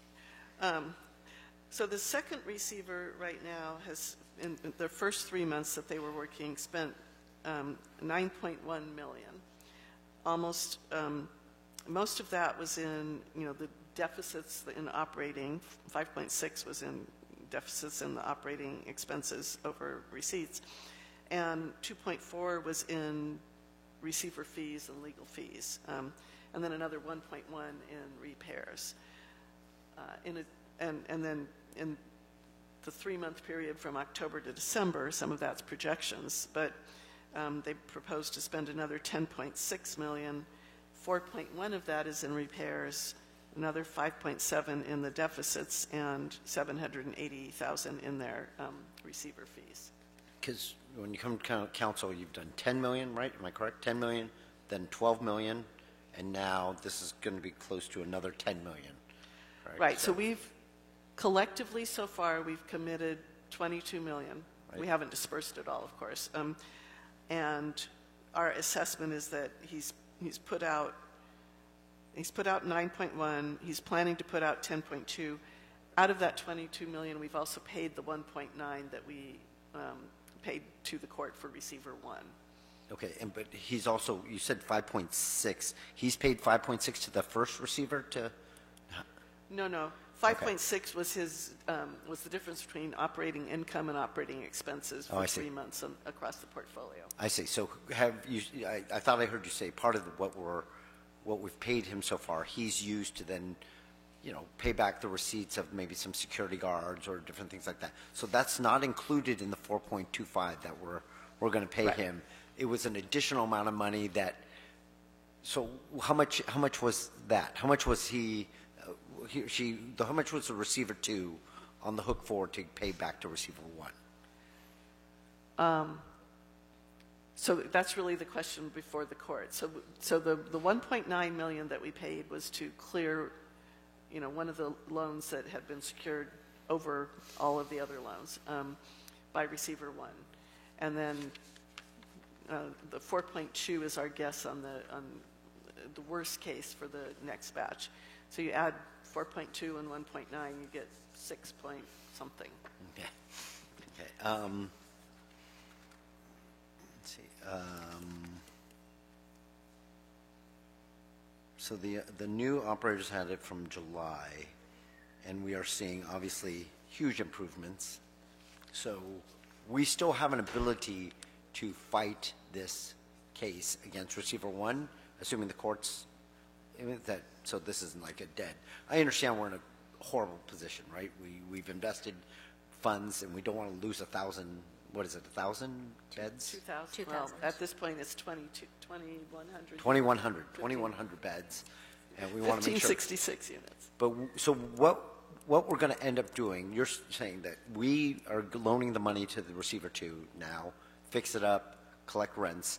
Once they raise the rents to whatever Section 8 or whatever type of funding that they're receiving to normal amounts, they then operate it for, is there a set time of the receiver meeting? So actually, the council approved, the council agreed that it would be a reasonable step for the receiver to ask the court, for the current receiver, to ask the court for permission to do a receiver sale.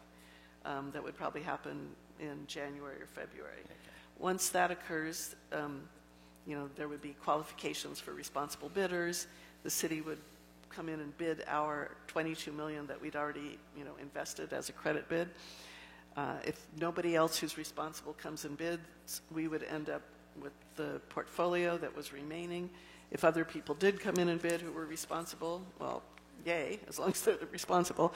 But we're not thinking that's likely. Mm-hmm. And the end of the sale ends the receivership.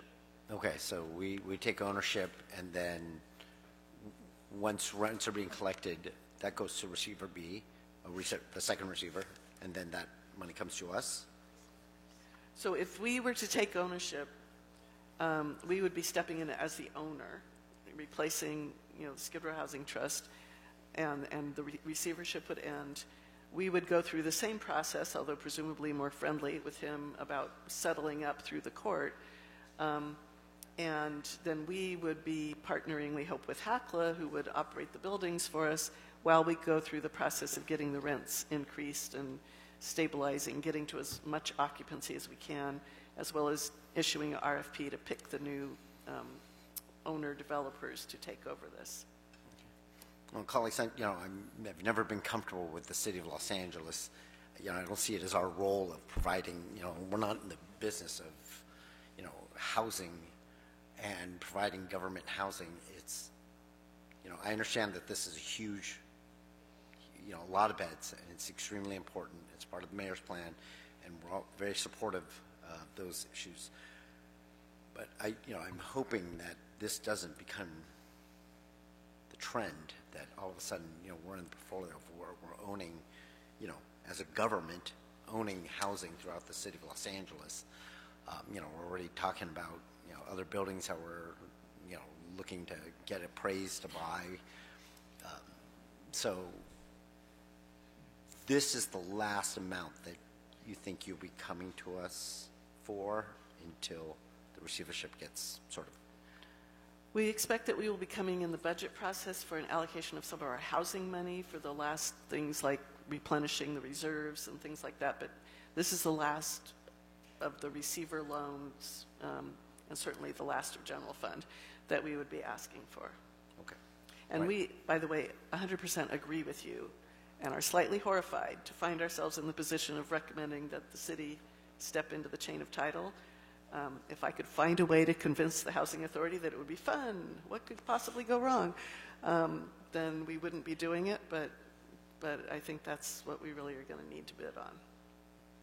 And so, well, I think I understand. I mean, it just seems that the first receiver is just sort of put upon us, and just didn't really have, I don't remember us really trying to choose and try to figure out, and this is, obviously blown up in our faces, and now we have someone who we're paying all this money to, and we see absolutely no return from those funds. So that's unfortunate. I guess we'll have to figure out how that happened and why. So thank you, Madam Chair. Good question. Any other questions? Go ahead. Yeah, Mr. Lee, I think to your point, all the more reason for us to pump the brakes. when we're getting all of these requests in the manner that they've been presented, because we end up, again, it's in the interest, because we're suggested about pursuing all of these avenues with a gun to our head about how we need to expend these resources. By the way, resources, whether you talk about Inside Safe and how we're allocating resources there, or through this process.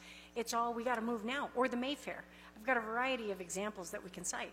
And so we end up going down this path, and then we end up having it blow up in our face. And then everyone's like, are you going to ask us for any more money? No, not right now. But sure enough, Ms. Sewell, you mentioned the cost of utilities, the cost of the improvements, all of these things. By the way, just for everybody listening, all of the same impacts that landlords are also experiencing, to be clear. We are not immune to all of the same expenditure costs associated with the cost of housing in the city of Los Angeles. And so we are further burdening taxpayers with these obligations and now saddling ourselves with far more obligations that are going to affect our bottom line. And so there's no question that we're going to be in continued sustained deficit spending when it comes to everything that we're talking about in the forthcoming budget. We know that this is the case, but this didn't happen by accident. It happened by active decisions and not putting a pause and saying, okay, what are we doing and what are the further implications? Everyone wants to do the immediate reactive thing that's emotionally tied rather than being very thoughtful about the long-term implications of every decision that we're making. And it has very detrimental fiscal decisions to all of us, to our ability to hire more city employees, to do more infrastructure work, or all of the variety of things. I know how understaffed you all are, and this has very direct implications to all of it. So I just, my only statement in all of this is that, again, here's just one more example, folks, for our yearbook to collect and cite, and whether or not the decisions, and by the way, it takes political courage on all fronts, including the staff to sometimes say the quiet part out loud, the uncomfortable things out loud, because it's a difficult job, but it's the important job, and it's the job that we are all here to do on behalf of Angelenos. And so I just ask that going forward, I mean, here we are, we're pot committed. We are pot committed. And so at this stage, I don't know how to bail ourselves out, but I raised all the, in the previous meeting, I raised all of the similar issues, including the standards and the wage standards and all of these things that the courts don't care about, but by the way, often exploits the labor of the most vulnerable people in the city as well. So we are contributing to this, sadly. And Mr. Good, you've got a long history in this stuff, and in terms of wage and labor standards. This should be something that you all should be very mindful about as you're all sitting in the roles that you're in. Because we can't do this alone, and we rely on staff to also do that due diligence. But I say this with the intent of helping to support greater political courage to say the uncomfortable parts out loud. Because these are the reality and the implications of the decisions that are being made here. And it's easier to just go along to get along. But you know what? We can't afford it. And we're putting ourselves in greater harm and liability, and potentially saddling ourselves with far greater detrimental implications for what happens in housing for the future of the city. So that's all I have to say, but thank you. Thank you, Ms. Rodriguez. And so I think with that, we've exhausted some of our questions. Oh, you have additional recommendations to be reading into the record? Do you want to do that? Okay. Not additional, amendments to your existing recommendations. Correct. That have been proposed by the CAO. Okay. Yes. Exactly. So I will read the... I'm sorry, I'm going to ask you to pause for just 1 second. I'm going to ask for people in the audience to be quiet so we can continue. Go ahead. So I will read the language that is proposed to be changed in the recommendations, and we can certainly provide this in writing for the clerk's benefit. I think all the committee members should have received a copy of the amended recommendations. Okay. So for recommendation A, The changed language would be to authorize the city controller to process a reserve fund loan for up to $14,500,000, and the rest of the recommendation would remain the same. For recommendation B, the amounts would change from what is in that recommendation to $13,359,070, which is the $14.5 million minus $1,140,000, $149.30 for HACLA. Recommendation E, there would be a sentence added to say the first $1.14930 of the contract amount shall be funded by account number 43YC87 within the Affordable Housing Trust Fund number 44G/43, and the balance will be from any balance from the $13,359,070 loan to receivership specialists, noting that that contract would not exceed $6 million. Recommendation F would be deleted, G and H would be renumbered respectively, and 2 additional recommendations would be added. New recommendation H would authorize the general manager of LAHD to prepare controller instructions to repay up to $14.5 million from the general fund reserve from any amounts remaining in account number 43YC87 within the Affordable Housing Trust Fund number 44G43 after all the properties have been transferred to new owners and the receivership accounts have been settled by the court. And new recommendation I would direct the general manager of LAHD to report back by March 31st, 2024 on additional sources to repay the general fund reserve. Okay, thank you. And so now I think, unless there's any other questions, we're going to vote on the report, the recommendations as amended. Mr. Lidd? Very good. Councilmember Rahman? Yes. Councilmember Blumenfield? Councilmember Rodriguez? Aye. Councilmember Lee? Aye. Councilmember Harris Dawson? Very good. That matter is approved as amended. Okay, thank you very much. And at this time, I think we can move to items 3 and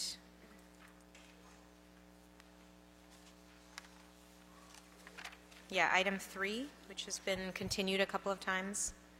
Very good. Okay, item number 3 is continued from October 18, 2023 and November 1st, 2023. CAO reports relative to the Homeless Emergency Declaration 2023-24 first quarterly and supplemental reports.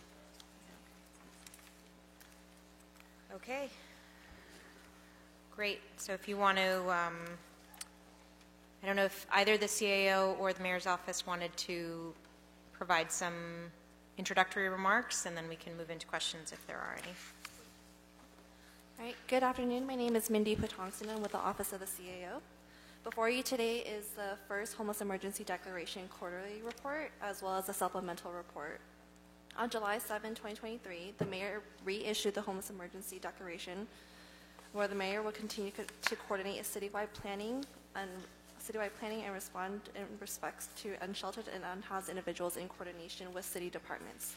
The declaration also prompted an amendment to the administrative code for the CAO, city planning, and the housing department to report on a quarterly basis on the status of the declaration for the council to review when considering the renewal of the Homelessness Emergency Declaration. The declaration notes that the emergency should continue to exist if any of the 3 following criteria are met. Housing supply is projected to be at least 40% below the annual housing production goals as established in the city's regional housing assessment needs. 2, there exists more than twice the number of unhoused individuals. Can I ask you to speak a little closer to the microphone? Yes, sorry. Thank you. Number 2, if there's more than twice the number of unhoused people in the city of Los Angeles than twice the number of interim housing beds. 3, a citywide increase of unhoused individuals by more than 20% in a single year as reported in the annual point-in-time count. Relative to the first criteria on the housing supply being at least 40% below, the Department of City Planning reports that 60.9% of the annual production goal for the current 8-year regional housing need allocation cycle And then relative to the second criteria, where a number of unhoused people are more than twice the number of interim beds, LAHSA reports that an inventory count of 17,600 beds, and an unhoused population is currently 46,260 individuals, which is over double the number of available beds. Lastly, in the emergency declaration from July 2023, 9 key performance indicators were established to review the progress in addressing the emergency. Our office report compiles data and information submitted by the various departments and offices, which are hereby attached to our reports. The supplemental report also adds a citywide data for Care and Care Plus operations, a revised number for the Department City Planning and DBS numbers, and the status or progress of outreach and engagement data. We also have representatives here, Deputy Mayor Hornstock, and also the Housing Department and LAHSA here to also answer any questions. So this concludes my report. Great. So we had asked for the supplemental report in part because the earlier homelessness emergency declaration report had been provided to us, and all of the information in that report was limited to Inside Safe operations for the last quarter. The understanding of, I think, everyone on this committee was that the quarterly reports on the homelessness emergency declaration would be more comprehensive, that they would be looking across the entire, all of the different spending that the city was doing on the issue of homelessness, and that it would also be looking at outcomes and results from that spending. And so, you know, I think this is getting us definitely a step closer towards having a more comprehensive understanding of it. I think there is still more to be done in order for us to be able to look at a quarterly report on how the city is doing on homelessness and to be able to understand and take stock of where we are, what progress we've made since the last time we looked at this issue, and where we need to be going in order to take the next step. But I am, you know, I think this is an important next step, and I'm happy that we're looking at this in a more holistic way than we had last time. And I think for me, this has to be the way in which we're looking at this issue going forward. I wanted to just kick us off by looking at one metric that you're using to assess encampments. You are referencing Care and Care Plus operations and using those to estimate the number of encampments in the city. Is that correct? Can you talk a little bit more about, you know, the key performance indicator here was decrease in the number and size of encampments. And the one data point that you've provided here is Care and Care Plus operations. Can you just talk a little bit more about that, the use of that number and what you think that it means? Yes. So this is basically any all Care Plus operations that occurred within the last 2 fiscal years. Oh, sorry. It's the Care and Care Plus operations in the last 2 fiscal years. It's actually a preliminary number from it's a preliminary number from LACN. Okay. But it was for basically any abandoned items that were left from encampments, and it's just any type of cleanups that they did. Okay. Good afternoon, Ed Gibson at the CAO's office. I don't think you can make the full direct correlation that it's encampments. It is activities that Care and Care Plus, but particularly Care Plus, that they've been called out to. A great number of those pertain to some form of encampment, or sometimes they could be multiple encampments depending on how the engagement went. But it does represent how much activity they're having in this area, but it's not always exactly correlated to the number of actual encampments. And if I may, I'll just add, part of the challenge with getting data is, you know, we are working with LAHSA, and I'm always grateful for their assistance and their work, but a lot of data isn't tracked in a way where we can produce these reports. And so we've been working with them to get to a place where, I mean, even when we talk about one of these later charts, just the number of folks, the citywide outreach and engagement chart, which is Table 3, getting that data is very difficult in its current format, and so working with them to try to get it to a place. That data can be captured for Inside Safe, and LASA went to great lengths to make sure that was possible by setting up the system, because when Inside Safe started, it wasn't possible.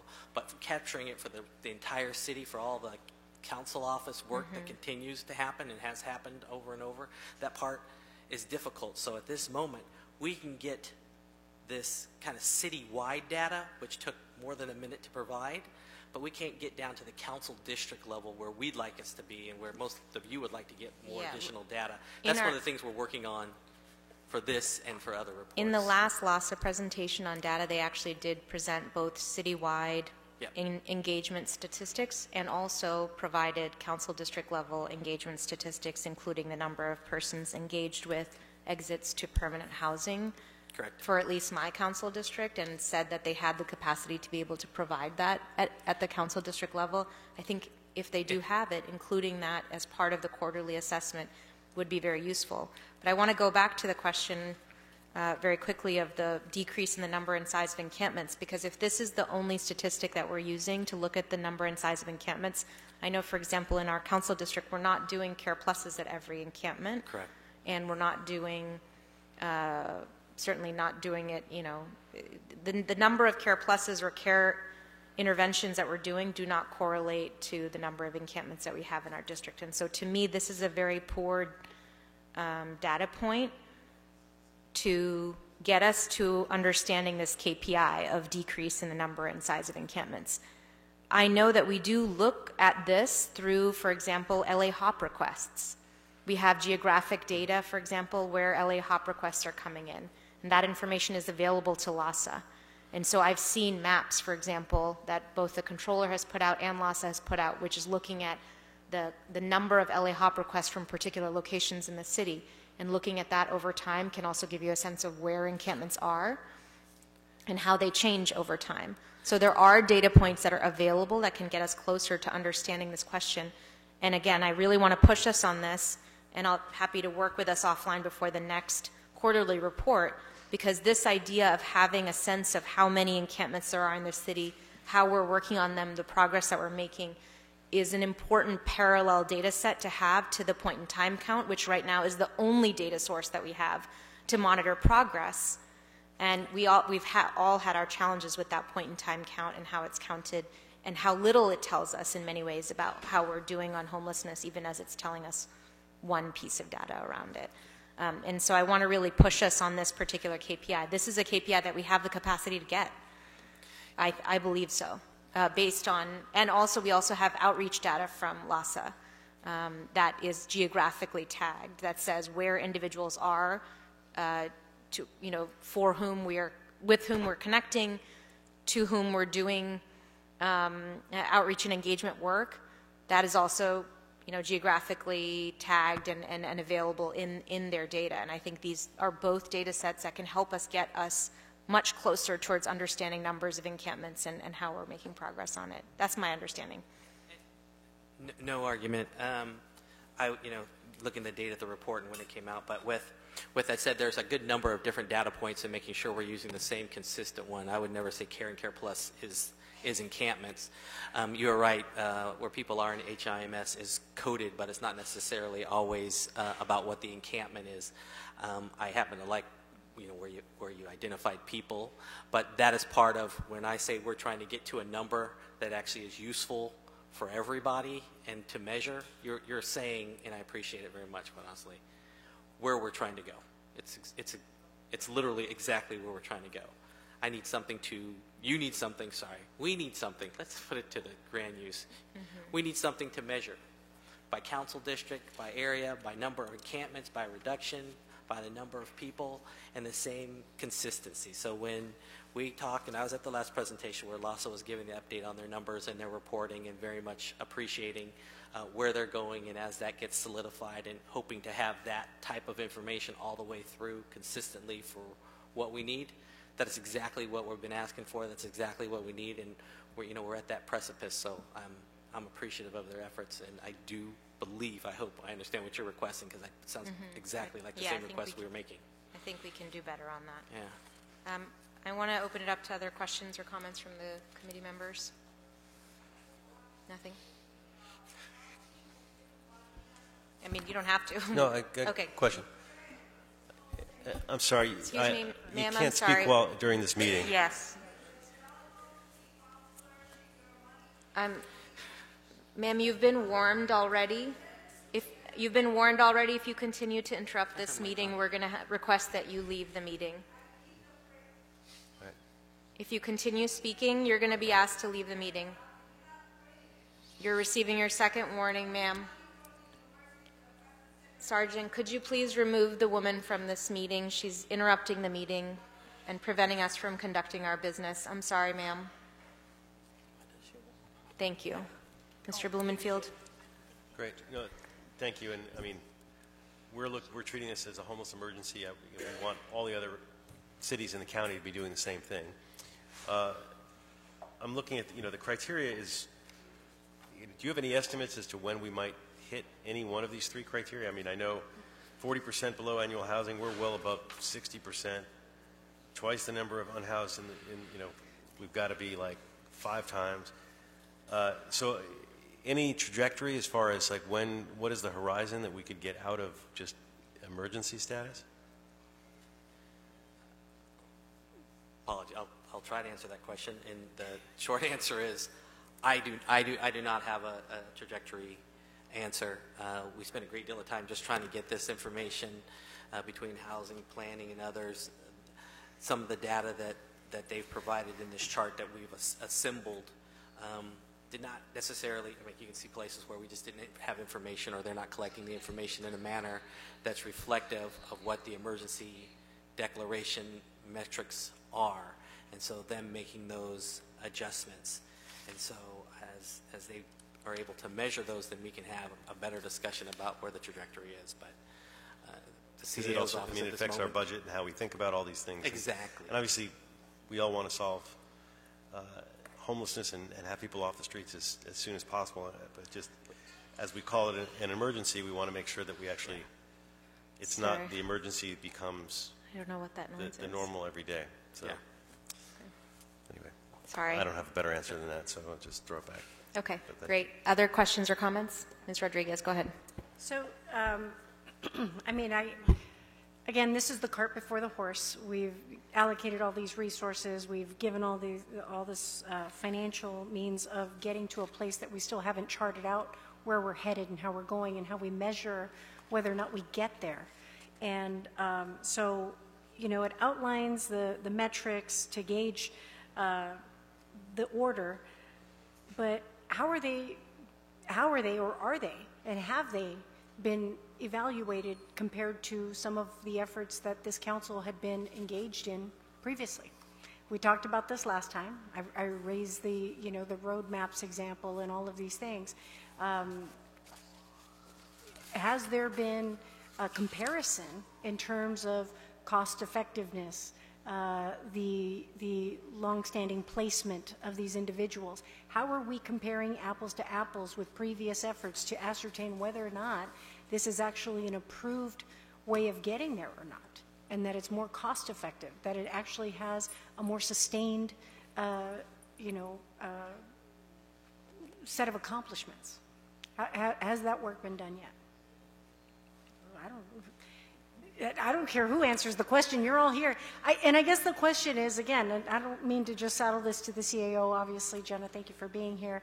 But it's, unfortunately, these are just, you're now in the seat to answer these questions, but they're not new questions. These are not new questions. And this is just part of the frustration of, again, the money has been provided, the support has been provided, all of the authorities, and, again, the council has redacted so much of its oversight in terms of just saying, okay, we're trusting you, and that trust has been there, but the outcomes associated with the work has not been forthcoming. It's not been really clear and transparent. And frankly, when I even look at the distribution of how sites, for example, are, I'm still going to repeat this, we did a matrix to just evaluate the distribution of inside safe operations, for example. and it hasn't been equitably distributed. There still is no clear guidance that I can see that says how, why, and at what expense. And so whoever wants to take it, take it. That seems like a question for the mayor's office. I think it's on. got it, This is Jenna. on. Okay, Yeah. hi. I'm Jenna Hornstock, Deputy Mayor of Housing. I'm trying to parse out the question because I did hear there's So, I mean, it's question just, in there. again, it's, you know, the metrics are, it's still very vague. There's still not real clear metrics. There's still no clear, again, what is the objective? You know, if you don't know your destination, you'll get somewhere, but you don't know that you're going to get to the place you want to go. And there's all this money that's been provided, all of these resources. Has there been measurements or an evaluation of whether or not this is even more effective or producing greater results than what we had done previously? Because it's not like we just started this work in the last year. This is work that that the city has been engaged in for, I mean, at least the 7 years I've been on this council. So my question is what is the kind of reflection, particularly what's important about this, because I know this conversation has been punted a few meetings, is that before it comes back to budget, how are we going to actually measure whether or not you made your mark? Because it's a very expensive pilot. It's a very expensive guessing game. And for me, before we can continue to say yes to any more of these resources, we have to evaluate whether or not it is more cost-effective, that it has greater sustained outcomes and effects, and that it's equitably distributed. We talk about equity a lot. I want it to actually materialize in the way these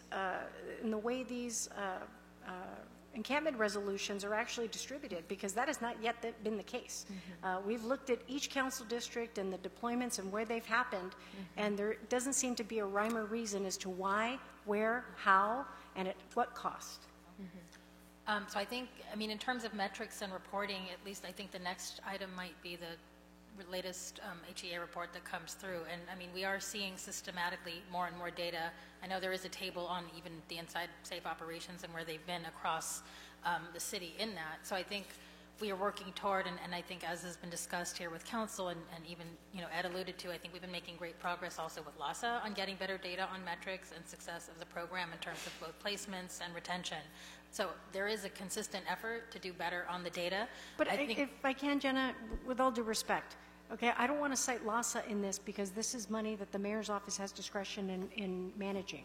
So I want to just be really clear, because I've had conversations with Dr. Adams Kellum as well, and she asked me, and I said, well, you know, who's driving this thing? I just want to be really clear about who I can talk to get the right information on, you know, the outcomes associated with the work.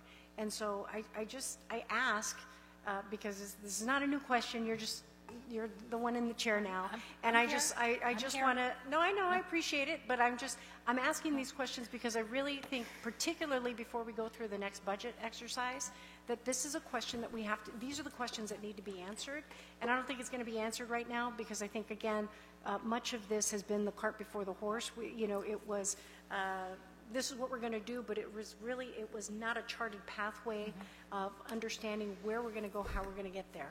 And so, you know, as we get requests for the subsequent releases of money, I think when we talk about metrics, we have to be really honest and clear and forthcoming about what those outcomes are, with clear documented outcomes associated with it, comparing what the costs of implementing efforts in the past have been prior to these approaches, so that we can really assess whether or not we're making progress.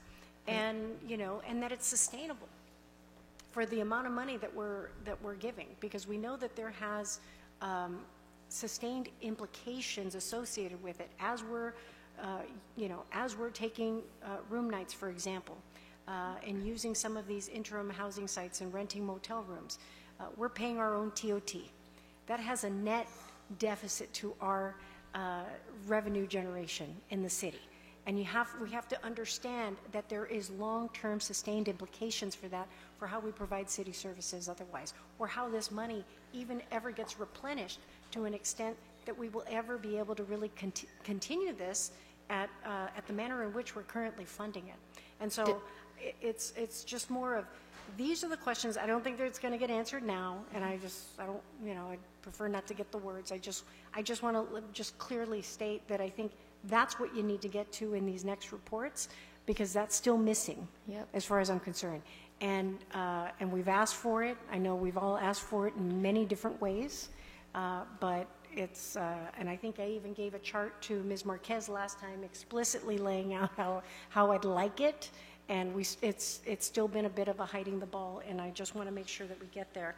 And then lastly, the opioid substance abuse program. Disorder pilot program. There has been no comment or further information that's come associated with that. Where does that effort stand? My understanding is that it's been continued, is that right, several times? Because I think we had folks ready to talk about the work on that. It hasn't been continued. No, it has been continued, but you didn't have people ready to speak. It was continued because the mayor's office didn't have people. Sorry, so just want to... But we have had, I believe every council office did have an opportunity to have a presentation individually, which we've got. If you haven't gotten it, I want to encourage the mayor's office to provide that presentation to Councilmember Rodriguez. I also just want to, I think it is important for that information to be presented in this committee. We've asked for it a few times. I know that there's been a leadership change at the mayor's office on this issue, on the issue of housing and homelessness overall. I'm really excited to have our new leadership here at the committee to be able to speak to these issues, and I'm hoping that our new leadership will be able to come to the committee during our next meeting and speak to some of these questions. Councilmember Rodriguez is right. She has been asking these questions fairly consistently for a long time. I also want to, again, I wanted to step back and acknowledge we have made some progress, and I think that that's really important. For example, the question of the number of engagements that our outreach teams are making, that's new data that LAHSA is providing us and new data that's coming to the CAO for the first time here in the city of Los Angeles. That's great. The number of people exiting to permanent placements at this level of detail, this is the first time we're getting this kind of data for the city of Los Angeles. That's new data that will allow us to monitor progress over time. That's really important. The one piece that I really think is important that I've brought up a few times, which is this issue of encampments, encampment resolution, and change geographically over time. I do think that that's possible to get, and I know that we can get it, and I want to encourage us to get that. The question also of the efficacy and cost efficiency of different kinds of interventions, this is a question that Councilmember Rodriguez has been asking quite a number of times. How costly are our inside safe interventions versus other interventions, and what are the comparisons between the outcomes from those programs versus other kinds of programs that the city is investing in, looking at those comparisons, and then allowing ourselves to be able to invest on the basis of that data on the most cost-effective methods going forward that will also allow us in parallel to meet our alliance settlement goals, which we're going to be held to, I think is a really, really important question. So I want to just... I don't think that we have detailed answers to those questions today, so I'm going to maybe just step in and say thank you to all of you for presenting this information. Unless we have other comments from the committee at this time, I'm going to request that during our next meeting that we have the mayor's office come back and speak in more detail to these questions, as well as the CAO. Does that sound good? Yes. You have a question. Go ahead, Councilmember Harris-Dawson. Would also like to put on the list of questions is, has either the council or the mayor's office thought about or contemplating a third-party evaluation party? Because it just concerns me that with the amount of work that it takes to actually do encampment engagement, that all of the data that is there and the comparisons. So, for example, when Councilwoman Rodriguez asks questions about the comparison between tactics, the one I want to know is, what was it costing us to run people off, use LAPD officers to run people from one corner to another, only to have them come back and do it over and over again? Well, I don't know that it makes sense that for you to stop what you're doing and go back and count that and compare it to what you're doing now. But it is, she is absolutely right. It is absolutely information that the council needs in order to make the decision. So I just wanted to put that in the mix because the amount of data that can be collected and that would be useful to us to make decisions, which gets harder and harder to be asked to support things without knowing exactly how they work. I just wonder if it makes sense for us to assign someone that work that isn't doing it, because the next question becomes, if you're doing the work and you're doing the analysis, how good is the analysis if you're analyzing yourself? I just want to put that in the mix and offer that as a suggestion. Yeah, and I think from the funding that the mayor's office has received for the Inside Safe program, an evaluation program that compares different kinds of interventions feels like a very useful and cost-effective intervention that I think would get us towards some of these answers. So I appreciate that, Councilmember Harris Dawson. Okay, do we need to take a vote on this item? If you're going to hold it in committee, you don't. Okay, yes, so we'll hold it in committee and we will come back to it. I want to ask the committee, do we have a lot of questions on the right to counsel item? That's item 2. You have questions on it? I have a friendly amendment. You have a friendly amendment for it. Okay, so why don't we do item 2, and then we can move on to item 11. I just want to make sure we cover item 11 today and we have the time to do that before we start losing members and losing quorum, only because item 11 requires an allocation of funding that is a timely one. Thank you so much, Deputy Mayor Hornstock. Thank you, Ed and Mindy. And let's move on to item 2 then. Okay, item 2 is a LA Housing Department and CAO 2 report relative to the establishment of a right to counsel program for low-income tenants facing eviction. Subsequent to the release of this agenda, we also received a report from the CAO. Okay, great. And I think we can, I assume people have read this report, and I don't believe we need a presentation on it, but if we have questions, I'm open for questions from committee members. Councilmember Lee, did you have a question or a comment? Just a comment. Actually, I'd like to just make an amendment. If you would like me to do that now, happy to do that. Sure. I would love to hear the amendment. So I'd like to if you will accept this as a friendly amendment.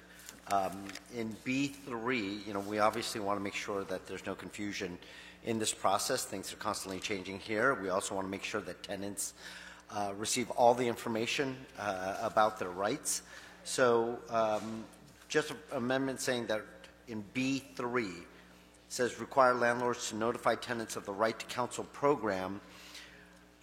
I think using some sort of curated city form would be helpful so that they know exactly what it is, what information that they need to pass out. So just using a curated city form, entering it right there, and that adding a B that the LAHD should provide landlords with any of the notices that are required to be issued to tenants, just so that landlords understand. If there are notifications that they need to give out, it'd be great if it was we sent this out to the landlords so they know exactly. Councilmember Lee, I think that's a great amendment. I'm just not sure where we are adding it to, and I'm sorry for that. Oh, sorry, it's B3. Where is B? Sorry. For item 2, I see numbers at the top for the recommendations. You know what you're talking about. Yes. Do you mind pulling the mic closer to you? Sorry. If I may, I believe B3 in the LAHD report corresponds to 3C in the CAO report. Which is the Require bottom. landlords to, got it. Okay. Yeah. Yes. So we're going to be, okay. Okay. And so the language is that LAHD will additionally provide landlords all information about all notifications that they need to make to tenants during their tenancy? Yeah, using some sort of city form to notify the right of counsel to tenants and attached to any termination of the notice that they need to give, that there is a city form that they will give to them so they have that information. just landlords right now are just kind of like, I don't know There's a lot what happening. it is. Yeah. I don't, everything's changing, and we don't know exactly. We don't want to get in trouble. We want to follow the law. So if we can provide them some type That of sounds form, great. and then also, you know, when just anything else new that they're required to give to tenants, that the city makes sure that it reaches out to landlords, sends them a sheet. This has changed. Yes. And they need to notify their tenants. Thank you. Ms. Ortega? Yes, that was our intent. There is an existing tenant rights notification form put out by the Housing Department, so this will be added to that, to that information, and yeah, that makes a lot of sense. Okay.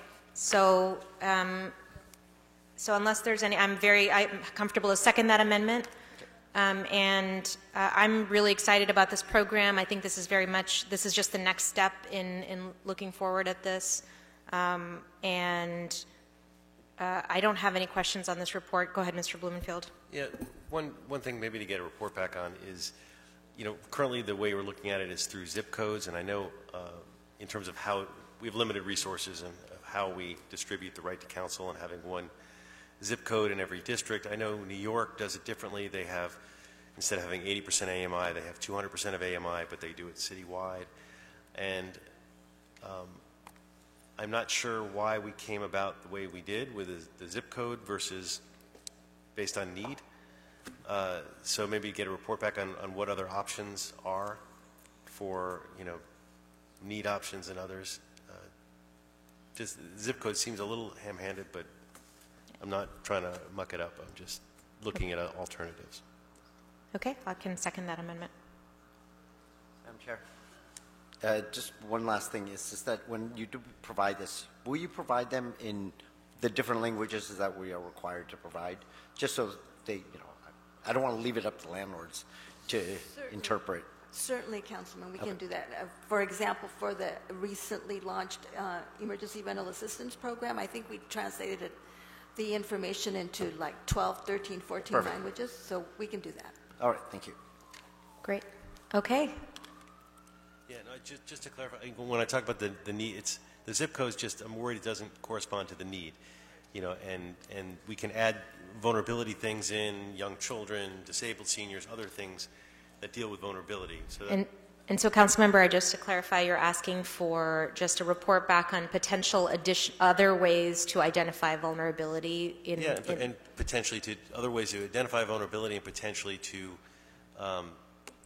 you know, to deal with, to distribute the limited resources. I mean, obviously with ULA, we're hoping the resources will be bigger. And especially the bigger it gets, the less zip codes seem meaningful to me. Yes. But I know New York and other places do it differently, so I just wanted to get a report back on those other options that could deal with vulnerability other than just the zip code. Great. Okay. So I think, yeah, I'm happy to second both of those amendments. And I'm very excited about this moving forward. And unless there's additional comments, Mr. Lid. Madam Chair, we have two reports outstanding. Are we going with the recommendations of the November 27th CAO report? CAO report. With the two amendments. For the council Yes. members. Very good. Okay. Very exciting. Mr. Lid, do you want to call the roll? Yes. Councilmember Rahman? Yes. Councilmember Blumenfield? Aye. Councilmember Harris Dawson? Yes. Councilmember Rodriguez? Councilmember Lee? Aye. Great. And with that, item 2 is approved as amended. Thank you to all of the people who came in and spoke about this, and very excited for us to move forward with this next step. Let's now move to item 11. And I believe LASA and the CAO will be joining us at the table. Item 11. Yes. CAO report relative to 2023-24 Los Angeles Homeless Services Authority Homeless Engagement Teams continued funding. Great. And I just wanted to talk about this a little bit before we delve into the discussion. We have had a number of meetings and discussions within the City Council and within the committee about the issue of outreach. Where is outreach going? What does outreach consist of? What does contact mean? What does engagement mean? How do we evaluate outcomes from that outreach? And how do we ensure that the system of outreach that we're funding here in the city of Los Angeles is actually getting us to the results and outcomes that we need to? One of the interesting things as we look at this issue is that we have a Measure H funded outreach system that exists here in LA that serves the entire county but also serves the city of Los Angeles.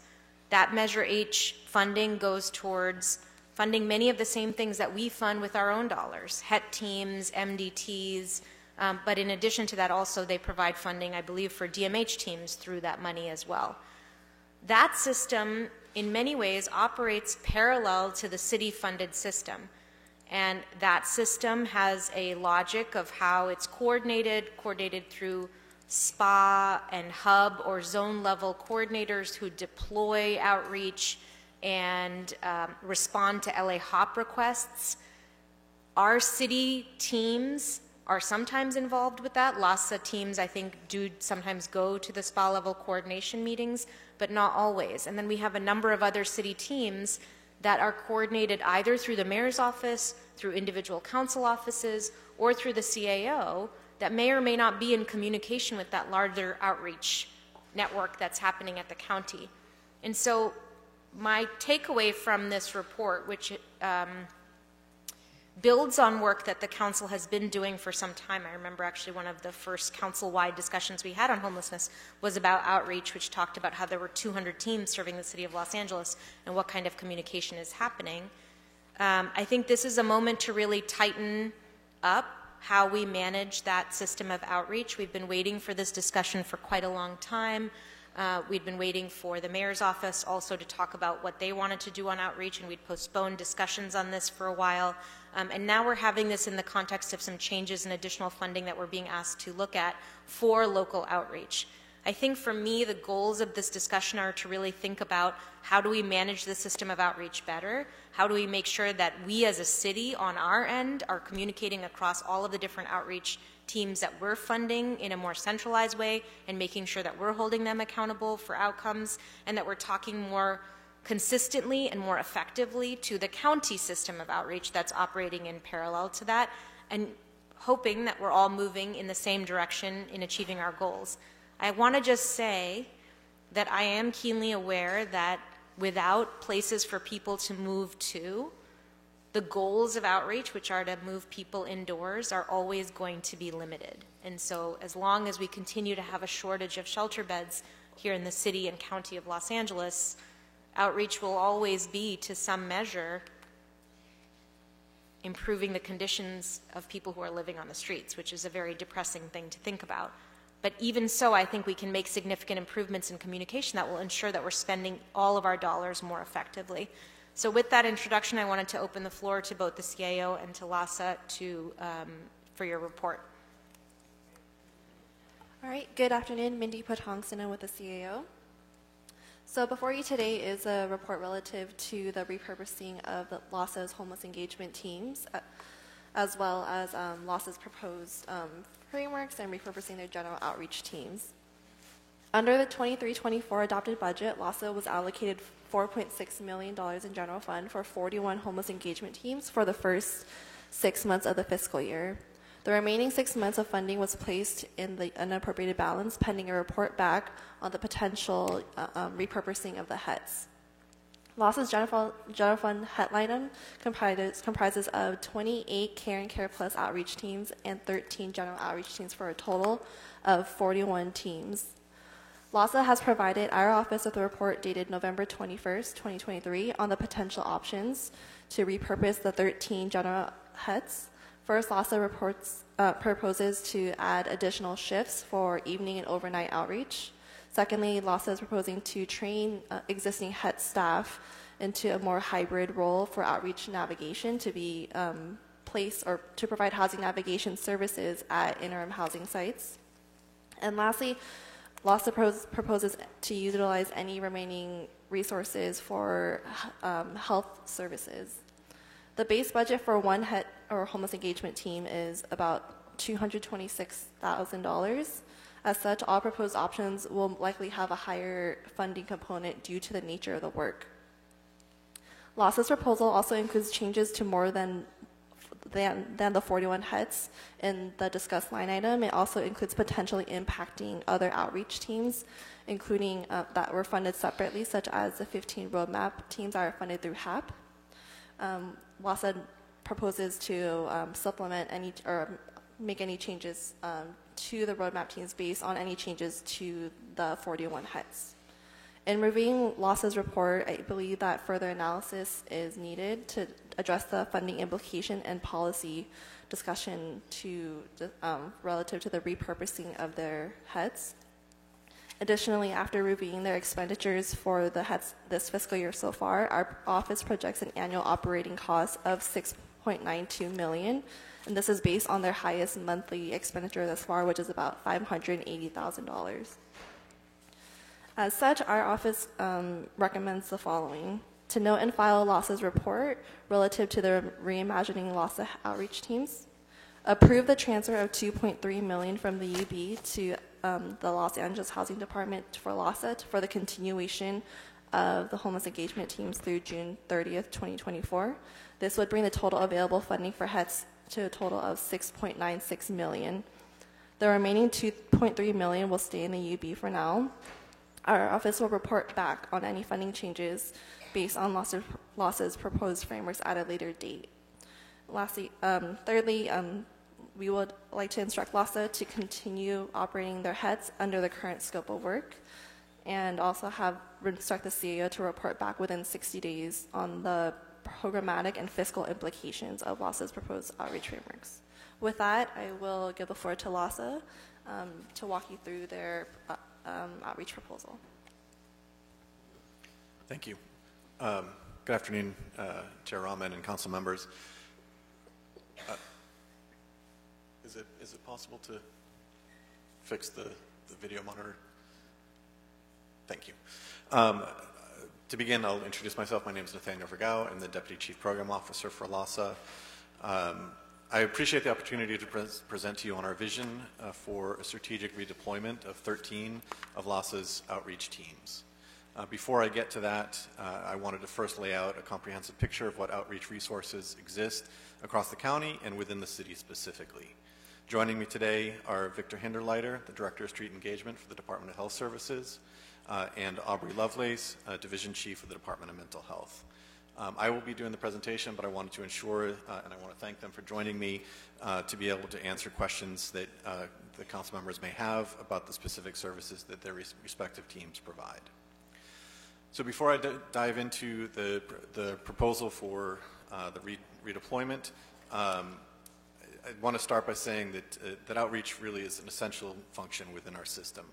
For the vast majority, sorry, I'm not used to doing presentations and clicking it myself. For the vast majority of folks who are experiencing unsheltered homelessness, outreach is the first touch point to the rehousing system. And that's because we have teams in every corner of the city and the county engaging folks. In riverbeds, underpasses, parks, street corners, wilderness areas, you name it, there are teams going there. These teams provide connection to shelter and housing, but also provide referrals and access to life-saving and life-sustaining services while in the housing process. As you'll see in the following slides, LAHSA, DHS, and DMH fund and or operate the vast majority of the street outreach teams providing services across the city and county of Los Angeles. So though there are a variety of different outreach teams, we all share some common goals as a system. These include assisting in securing the documents needed to move into housing, like their California IDs, Social Security cards, and income verifications. And we're extremely grateful to the HUD at the federal level for waivers that have been issued that allow us to move folks into federally funded resources without all of this documentation up front. But these are documents that will be needed shortly upon move-in, so we are still making that a primary focus of our outreach teams, because if they can have those from the beginning, so much the better. Secondly, all of our teams are working with individuals to understand their needs and to connect them to the resources that best serve those needs by providing them referrals and placement in interim housing appropriate to those needs. Third, our teams are conducting assessments to ensure that as folks get connected to permanent housing resources, those resources will meet their needs, whether that's a time-limited subsidy, permanent supportive housing, or enhanced residential care, often called board and care. And finally, is an important connection to benefits, mental health, behavioral health, and physical health services, either through street-based engagement or through connection to more traditional care centers like FQHCs or DMH clinics.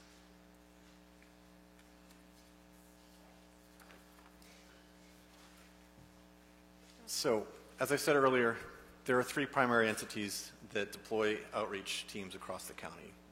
These are DMH, DHS, and LAHSA. These teams deployed, the teams deployed by each have different configurations and expertise.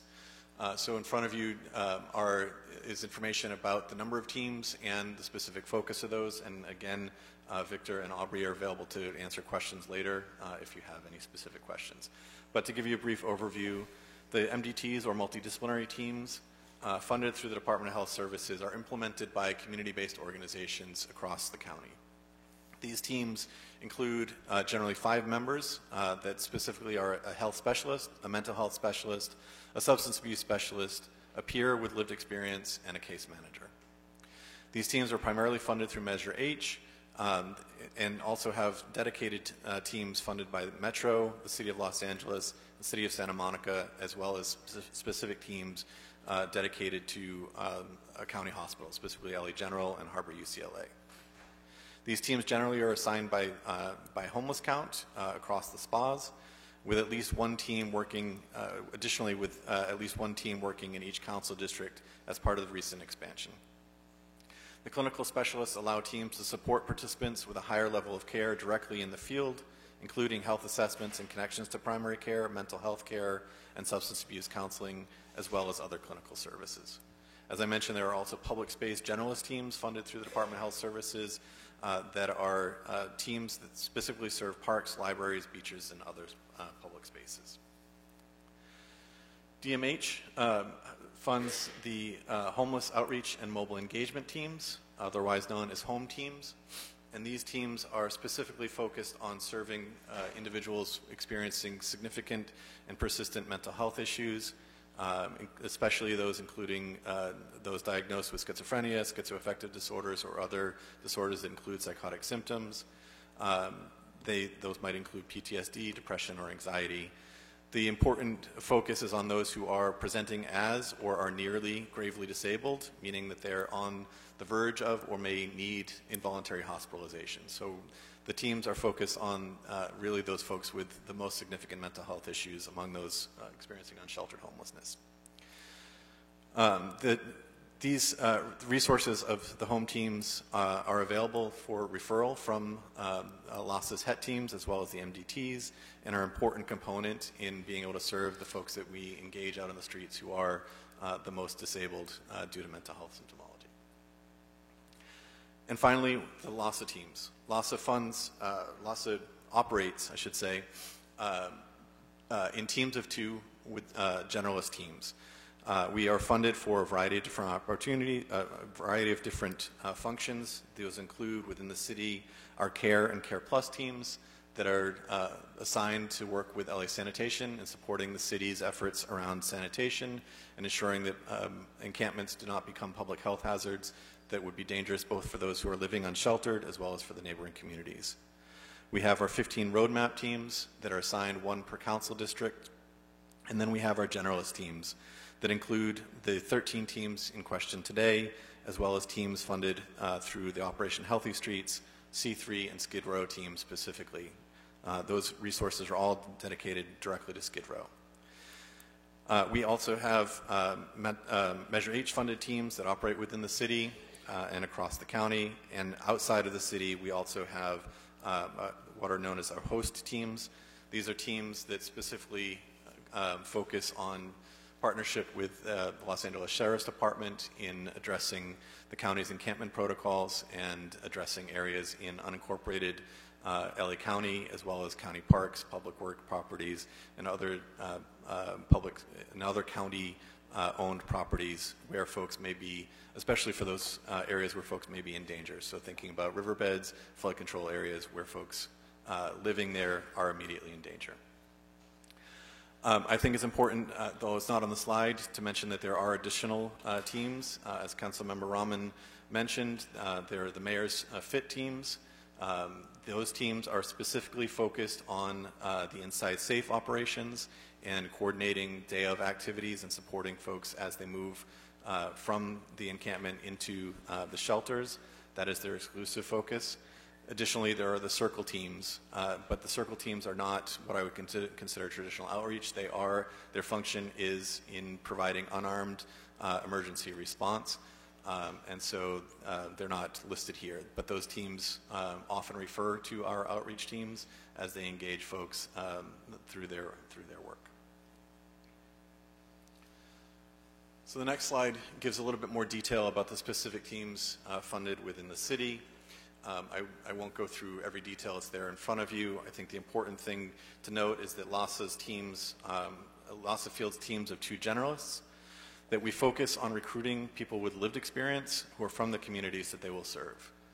We focus on recruiting individuals who have the linguistic and cultural competence appropriately to serve the individuals that they encounter in their communities. Our teams are provided significant training on cultural humility, trauma-informed care, the overall functioning of the homeless system and how to connect to it, and the identification of substance use, health, and mental health needs, so as to be able to appropriately refer individuals in need to either DHS, DMH services, or to connect them to more traditional resources like the FQHCs and DMH clinics.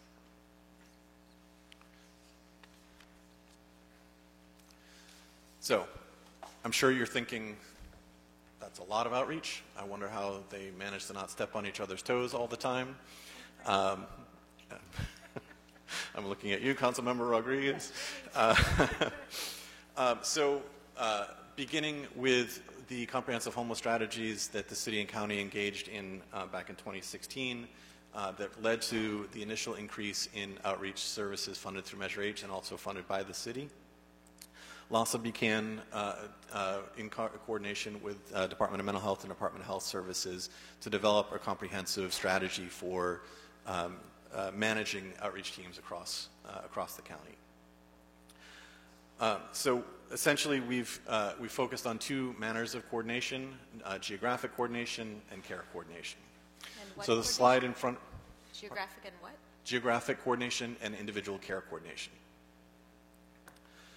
So the slide before you shows how teams, this is an example map, as part of the attachments to the presentation. There are maps for each of the service planning areas and how teams are deployed within those service planning areas. But we have, from the beginning, the first iteration was bringing every team, bringing representatives from the Department of Mental Health and Department of Health Services, and literally spent days mapping out on whiteboards, because we didn't have GIS technology readily available at that point, to ensure that across every service planning area, teams were assigned in a way that ensured the entire service planning area could be covered. In doing so, we also ensured that there was a depth of coverage. So we were not going to assign an entire geography just to the HET teams, understanding that they did not have the additional resources that were available through home and MDTs. So there is an intentional layering of outreach within each of the zones within each service planning area. And you'll see in the list on the left how those teams are deployed within those zones.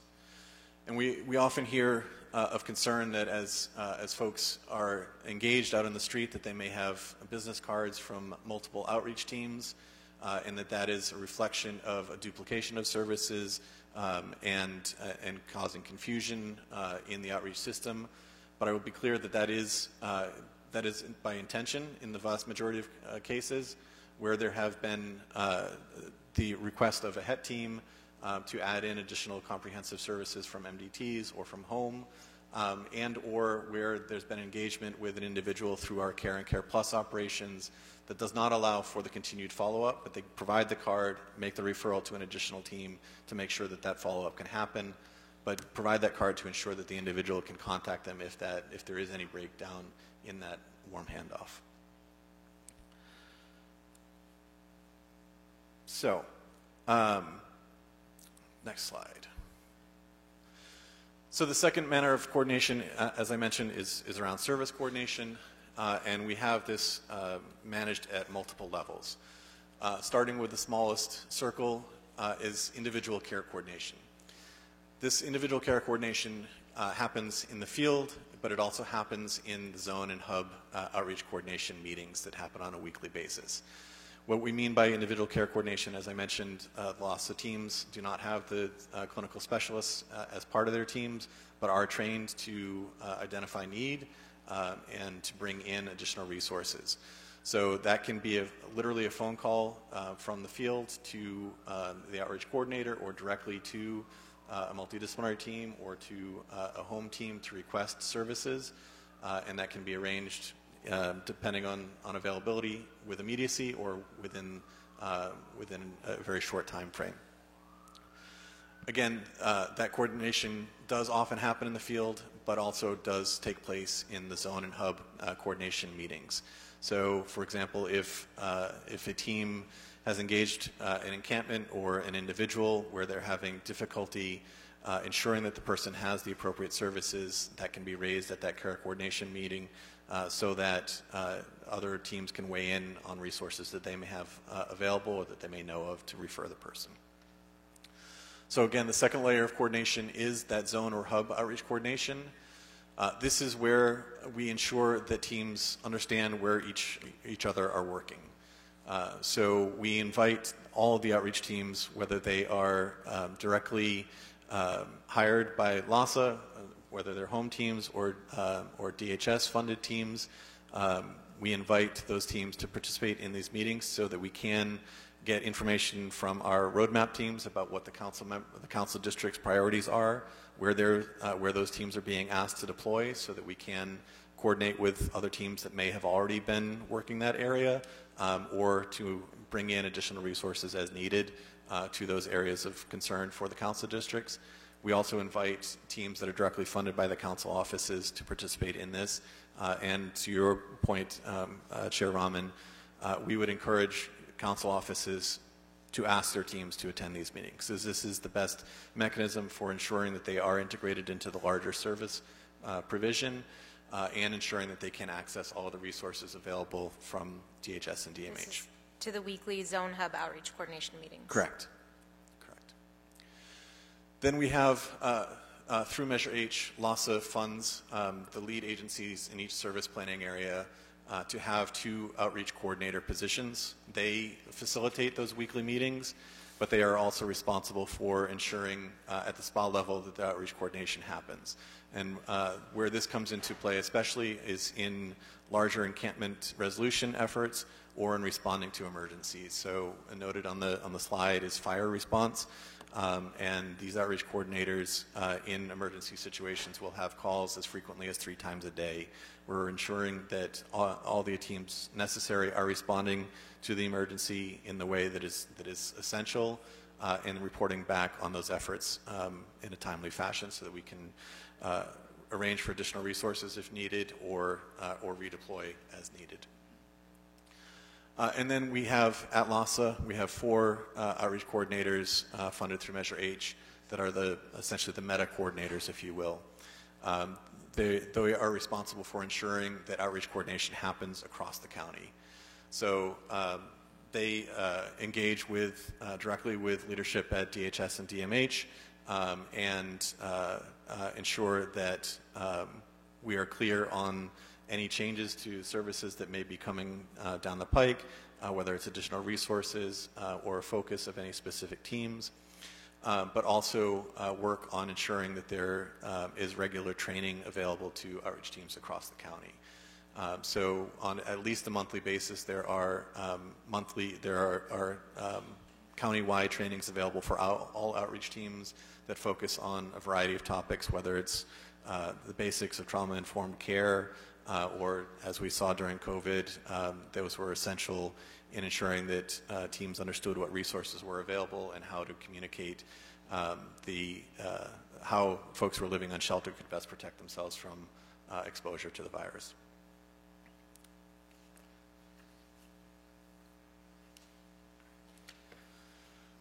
So now I'll move into our vision for a reimagined HET.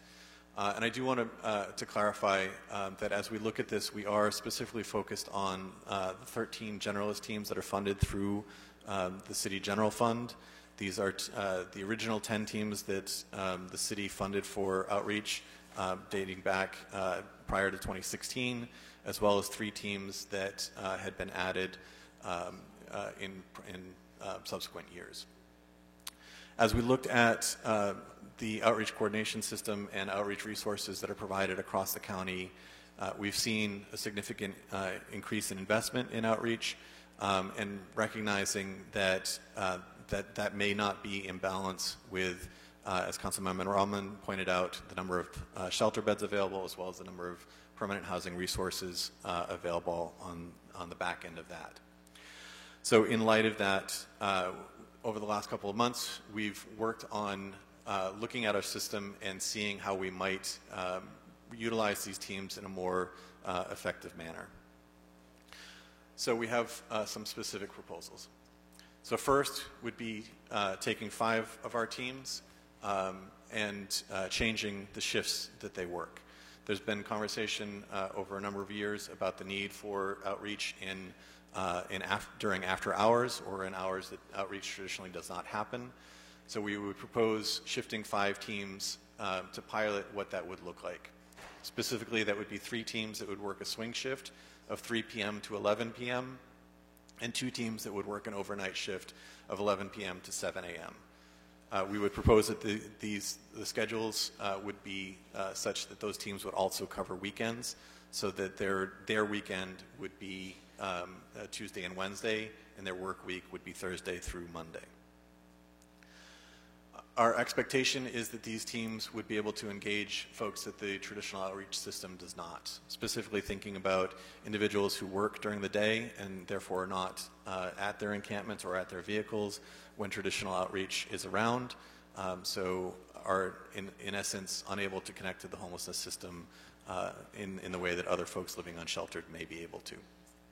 Additionally, we expect that these teams could assist in mitigating repopulation of encampments that have been resolved through encampment resolution efforts, whether Inside Safe, Pathway Homes, or other activities, and ensuring that as folks attempt to re-encamp in those areas, that we can connect them to resources to mitigate that. Shall I continue? Yeah, sorry. Okay, just wanted to make sure. So, secondarily, we would propose shifting 8 teams and adding additional training to ensure that these teams function as system outreach navigators. And what we mean by this is that we would train them in all the skills necessary to do housing navigation work effectively and efficiently. As system administrators, we see our job is to look at the entirety of the system and see how the system is functioning and be able to point out any roadblocks in the way the system is functioning. We would propose that these teams would be nimble and flexible in how they are deployed, so that in emergency situations like Hurricane Hillary, we could deploy them as outreach teams to heavy up the response needed to ensure that folks who are unsheltered are provided the resources needed to save lives. However, in other times, as we see roadblocks within our interim housing or Inside Safe operations, that we would deploy these teams to assist in overcoming those roadblocks. Similarly, as we have been working on reimagining the coordinated entry system to ensure that Triple H buildings and other project-based permanent supportive housing can be leased up quickly and expeditiously, we would be able to leverage these teams in to do that work, to ensure that individuals at shelters across the city can be assessed appropriately and can have the assistance needed to ensure that the applications are completed through the universal housing application. Again, the focus here is on having teams that can be nimble and fill gaps and overcome roadblocks in how the system is functioning. Okay, so I just want to say I think we're coming up against our time limitation, so I want to make sure that we can conclude this presentation and move into our discussion. Okay. I don't want to prevent you from sharing anything you want to share, but... Super quickly, we would not propose changes to the Care and Care Plus. Great. We understand that that is a need that we want to support. Okay. We will be working with LA San and Council on any changes that are happening at LA San to make sure that we can support that and would work through that. We do not propose any changes to the roadmap teams. We think that having teams directly responsive to each council office is important in providing our coordination with the council offices and ensuring that the council office needs are also brought to that larger coordination system. And finally, I just want to assure that we are not looking to increase our ask for funding. We do expect that if we are able to make this transition, that we would be able to do that within the money allocated both for the first half of the year, but would need the entirety of the unappropriated balance. We have a number of positions that are currently vacant. That we've held vacant over the last month in anticipation of the potential move to this. LAHSA is a union organization, and having positions vacant makes it much more easy to make those transitions than asking folks to change their work conditions, and so have kept those positions vacant over the last month so as to be able to facilitate this transition. Okay. Is that it? Thank you so much. That was a great and very detailed presentation about outreach coordination in Los Angeles. I want to thank you for providing that level of detail. I just have one clarifying question, and then I have a follow-up comment. So the CAO's recommendations on this report are aligned with that, and if you could just provide also just the background of this. Why are we approving in the middle of the year another allocation of funding? I know there was a discussion in the budget committee, but just to clarify exactly what we're being asked to do here. Absolutely, Ed Gibson with the CAO's office. So to the first part of your question, we did not have the total detail of this report, so we did our review and produced our report the very next day, and we would report back. Some of the where we are all there's a lot of outreach teams. We agree with you in that manner, but every impact has a side impact, and we wanted to make sure we understood what the financial and the other is when you move them, and so that's part of the conversation that we could not have because of in the report. Yes, exactly. Exactly. But a reimagining of all outreach, not just the ones mentioned here, I think is key. That's a biggie for us as well. With regards to the budget expenditure, only 6 months was funded inside the budget. There was expectation that we would have our own outreach teams inside the city, which was the RFP that went forward. Things changed, and the mayor's office was moving along, and it started its own outreach, but those now have become specifically for Inside Safe. Thus, we're toward the end of the year having to make sure we have outreach. So we took a look at LAHSA's budget, its expenditures going through the year, and we wanted to make sure that they have money going into the new year. We're at the end of the fiscal year here. We had asked them for this report. We told them what the issues were going on at the current moment. They've provided their thoughts and stuff to make sure we continue over. So we want to make sure they have the expenditure authority past the end of this calendar year, and then make sure that they had enough money at least to get through the end of the fiscal year as currently projected on a month-to-month basis using the highest number. And then if we come back and see, or policy here decides they want to make some changes, then we can make some changes, and there's still money in the UB so you can see what's available, if that makes sense. And I guess my comment to all of this would really be, so I think I was very excited about the recommendation, the second recommendation to move teams that were going to be flexible outreach navigators.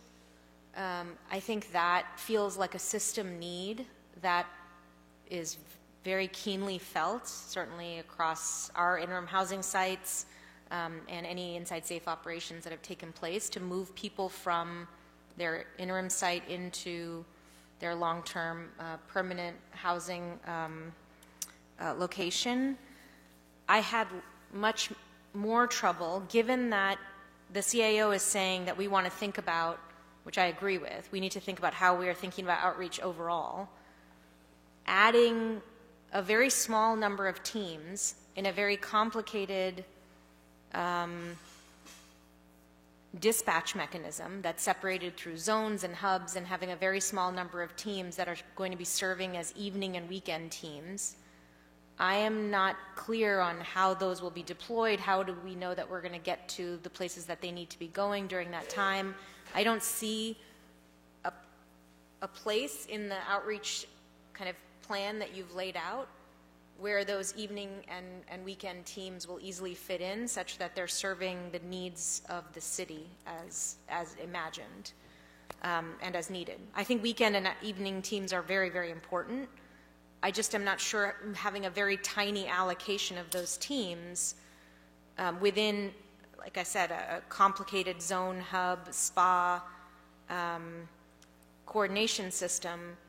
I think I will end up feeling like, where are those resources being utilized, and how are they being deployed, and how do we know what the outcomes are for those teams? I'm not seeing where it fits into this overall dynamic. So I would be very comfortable with us moving within these recommendations for this change in how some of our teams are deployed.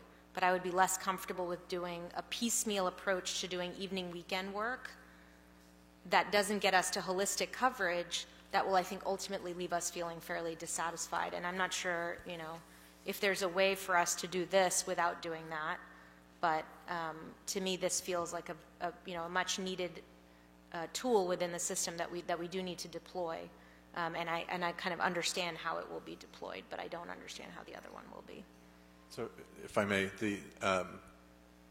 in this reimagining vision that we're presenting here, there was intention in keeping the number of teams small for the alternative shifts, so that we could pilot them, so that we could see the impact of having teams in those shifts, rather than suggesting that there be a wholesale shift of 15 teams for each of those that would require a significant increase in investment that we don't yet have evidence would be a true value add. So that is a big portion of the reasoning behind starting with smaller teams. So where do you envision piloting those teams, and how will success for those new teams be evaluated? So success would be same as we would have for our traditional outreach teams, would be their ability to connect with individuals, to be able to make placements into interim housing, to connect them to resources, specifically mental health, and substance use. I think, personally, I think the most impactful teams would be the swing shift, as folks who do work may not be at their encampments during the day. And we would be able to work with individuals before they bunk down for the night. I think we know that there are individuals that are encountered across the city at all hours, and so wanting to explore what it would look like to have overnight shifts to be able to respond to that. I think in terms of deployment, we would be looking at data. We would want to coordinate with LAPD and the circle teams on where they are getting the largest number of calls relative to people experiencing homelessness, to be able to look at regions where we would deploy, and we would also work with council offices in terms of any priority locations that have come to their attention, so that we can address those. Again, this would be a pilot to see whether which shift is most impactful, whether both shifts are impactful, and could guide the city in terms of how it funds outreach into next fiscal year. Okay, I will just say that I have a little bit of trouble grasping exactly how we will evaluate how they're going to be successful, and so I'm a little uncomfortable with making that change without having a little bit more clarity on that. But for this change, I understand, and I do see that we're already collecting the data on housing placement and movement from interim into permanent that can be used to evaluate the effectiveness of these new teams. I wanted to open it up to the rest of the committee, though, because I don't want to be the only one expressing preferences on this change. Mr. Arias, Ms. Rodriguez. No, I mean, I think you already know, and I appreciate you anticipating my question. And it's a good thing for you to anticipate my questions in that way, because I think it helps to better inform when you guys are making these decisions, how you're going to actually structure it in a way that gets us to a very transparent deployment strategy. And we know that there is still, as much as I think you're trying to get there, if there was anything that those slides projected, is that there's such a there's so many layers of deployment of outreach from so many different areas. And this isn't LAHSA's doing. This is also, as you indicated, council offices having their own outreach strategies, circle teams deployed, and managed by the mayor's office. Everyone's doing something different. The service providers and whatever they're funded to do in the spas. There's just so much that it really is impossible for you guys not to trip on each other, for there not to be an overlap in the deployment. So as much as I think you're trying, again, I appreciate you anticipating the question, but I think fundamentally and I think it's important that, yes, you have to augment the strategy to include those after hours, because this isn't a 9-to-5 problem that we're facing on our streets. This is a 24/7. And so it requires a 24/7 outreach strategy, which we know, frankly, even when we were doing the deployment for the mental health vans, everything else, the highest call volumes and the service needs actually do occur in the evening hours in some respects. So I think it's important to augment the strategy in that way, but I think it still fundamentally misses the parts about how we need to be. And again, this is not all by your design. It was everybody thinking that they were solving the problem by throwing more outreach at it. Throwing more outreach at it is not the solution, particularly when we can't even effectively measure the efforts of what that strategy looks like in terms of how much time is spent with an individual in outreach. Because again, we still hear the stories about someone just dropped off a bottle of water and went on their way. They checked the box. So we those stories are still very rampant, and that's something that, again, not something that, we can hold LAHSA accountable for the HET teams and the HET teams efficacy, and we know what the HET teams do, for example, in my district, which is why we were working so closely, and I had always been a huge advocate of sustaining the continuity of the HET teams, because it was addressing the population needs in my district more so than any other service provider was. While they were suggesting they were doing it, we weren't seeing it, and so we saw that. But again, citywide, it's really hard given the new layers of circle teams and everything else that's being deployed, that I don't have much confidence that there isn't duplication, that there isn't a clear understanding of what's being funded is resulting in the actual placement and facilitation of these individuals getting connected to the services that they need. But again, at the end of the day, and we are outreach rich and housing poor, and so that we can keep throwing money at this to make us feel better, but in terms of the depth of the reach and how effective it is, it's just another layer of what we continue to fund.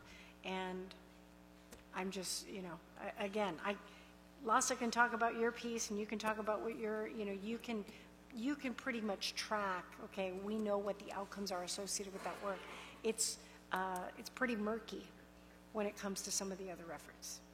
And so that's not something that I think you're in a position to really assess or evaluate in that process. But it is clear to me that I think there is some, there still remains some overlap and lack of transparency when it comes to the associated outcomes with the additional deployments that are happening from all these different sources.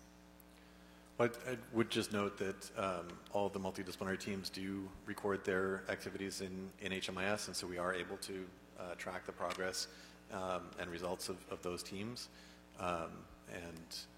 So that is information that is available, and I'm sure Victor can speak to that if you have specific questions. It's fine. Okay. Other questions? Mr. Harris-Dawson? Yeah. Thank you. I, again, appreciate the comments of Councilwoman Rodriguez and the chairwoman. You know, I've been in encampments where it wasn't quite a fight, but it was, you know, a very spirited disagreement between outreach workers from different camps. So I definitely have experienced the overlap and stepping on toes and all the rest, where, you know, one set of outreach workers is trying to do one set of activities with people, and then someone else will come along and say, well, I'm here to give people food, which totally undermines what the other person was doing when they were there. And so I don't know, I would love to hear how you all think about that problem, because it's not as if, you know, every council office is going to give up our, you know, outreach workers, because they're, every time a new, we don't just hire, outreach workers aren't just hired because people want to spend more money or they want to see more people. You do it because you feel like there's a problem that's not getting addressed. So, I mean, I don't have any desire to have outreach workers. We hired them because there's work on the street that's not getting done, and we need that work to get done. But given the labyrinth of different folks on the street doing work, what are your strategies to deal with it? I mean, one of the things that's, I will just say parenthetically before you answer, one of the things that's interesting to me about the night work is you guys are going to be the only ones doing it. So there's not going to be any stepping on toes at night, because as far as I know, there's nobody else doing work at night, certainly not late into the night, you know, it's particularly on weekends. So we'll get to see evaluation of that work, and it'll be all you or all these teams. But do you all have strategies to avoid the kind of conflicts that I just described? Yes, and that is the work of the weekly coordination meetings, is to map out where teams are working. There are many instances where there are requests made directly to outreach teams to go to a location that is already being served by another team, and that's generally where that overlap comes in. And so, you know, the work that we've done collaboratively is to try to ensure that communication requests around deployment come to those coordination meetings so that we can avoid that. There can be requests that are made by elected offices, including supervisory offices at the county, that outreach teams, whether it's a LAHSA team or a provider, feel compelled to respond to immediately. And that's most often where we see the overlap of activity. Additionally, there is overlap, especially with the home teams, because the concentration of those teams is different than the multidisciplinary teams and the HET teams, with much more of a focus on clinical care in the streets in connection to the mental health resources needed to ensure that folks can be as healthy as possible, with a secondary focus on housing, but often that's paired with the work of an MDT or a HET team around the housing work. And please, Aubrey, if you have anything to add to that, please feel free. I don't want to speak for you. Well, if there's nothing else, Madam Chair, I would reiterate the suggestion of third-party evaluation on these things, because again, you know, you got all these different parties, so who's responsible? You know, am I waiting for each council office to give a report on their outreach workers, and then one from LAHSA, and then one from the CA? Like, it doesn't make any sense. So it seems like we're really in need of a third-party evaluator for these services. And I would just note, too, that I have a strong desire for that. because the size of the investment doesn't necessarily indicate what our effectiveness is, right? And so, and I want to make sure we're consistent across the board. You know, so as an example, crime is lower now than when we had 10,000 officers, right? We're below 9,000. Now, does that mean we don't need 10,000 officers? I'm not sure. But I don't want to just take the knee jerk to say, well, you know, this equals this and that's it. You really need to have a disciplined and a deep dive on the data for us to be able to give the kind of leadership that the city needs in this time period. If I may respond, there actually was a third-party evaluation of the coordinated entry system done. It was a couple of years ago now, but it was by an organization called RDA. It was sponsored by the county. I'd be glad to provide a link to that. I would love that, but we've added Understood. We've added a bunch of stuff since that evaluation was done, and we've added it in a, you know, ad hoc kind of way. Again, generally speaking, trying to plug holes. So that's a great starting point, but we need something that looks at where we are at this moment. Great. I couldn't agree more. Let's try and figure out how to make that happen in terms of a third-party evaluation. I think we're doing that in partnership with the mayor's office, particularly because they've also added a number of outreach teams to the mix. And I think we need to just make sure that we are spending our money wisely. I am comfortable with moving this forward today. I think with my preference being that the first change being made to the outreach teams is focused on this initial, focusing on system outreach navigators with the 10 positions that you've held open for new roles, and that you start here. You come back to this committee, or at least share with us in some way a plan for the pilot and how it will be deployed and evaluated as we move forward, and that as the CAO moves forward in thinking through what the broader outreach plan is, that we both think about the evaluation piece of it, but also about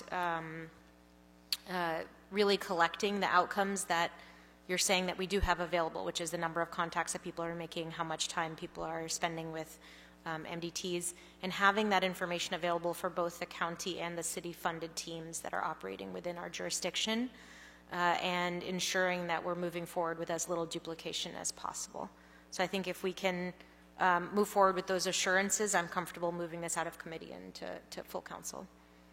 If I may, my understanding is the Sierra report recommended LASA continue its current deployment. So I don't know if... Continue its current deployment? It's my for clarity, basically we wanted to make sure that current operations continue to go forward, and so we made sure the funding was that, because we're not going to guess what the policy is going to be. So if you change the policy, I think at the end of the day, moving concurrently with what you say to what it is, I think we have to comment anyway, because you're going to need to know what the implication of moving people are and how things got covered and what that cost is. So we have a report back in there, and we would just cover that, and then we can cover items that I actually have written down for something else about third-party evaluator, because I actually have it for something. Well, that will be for later. I don't think that will be that will not be required in advance of us making these initial. Yeah.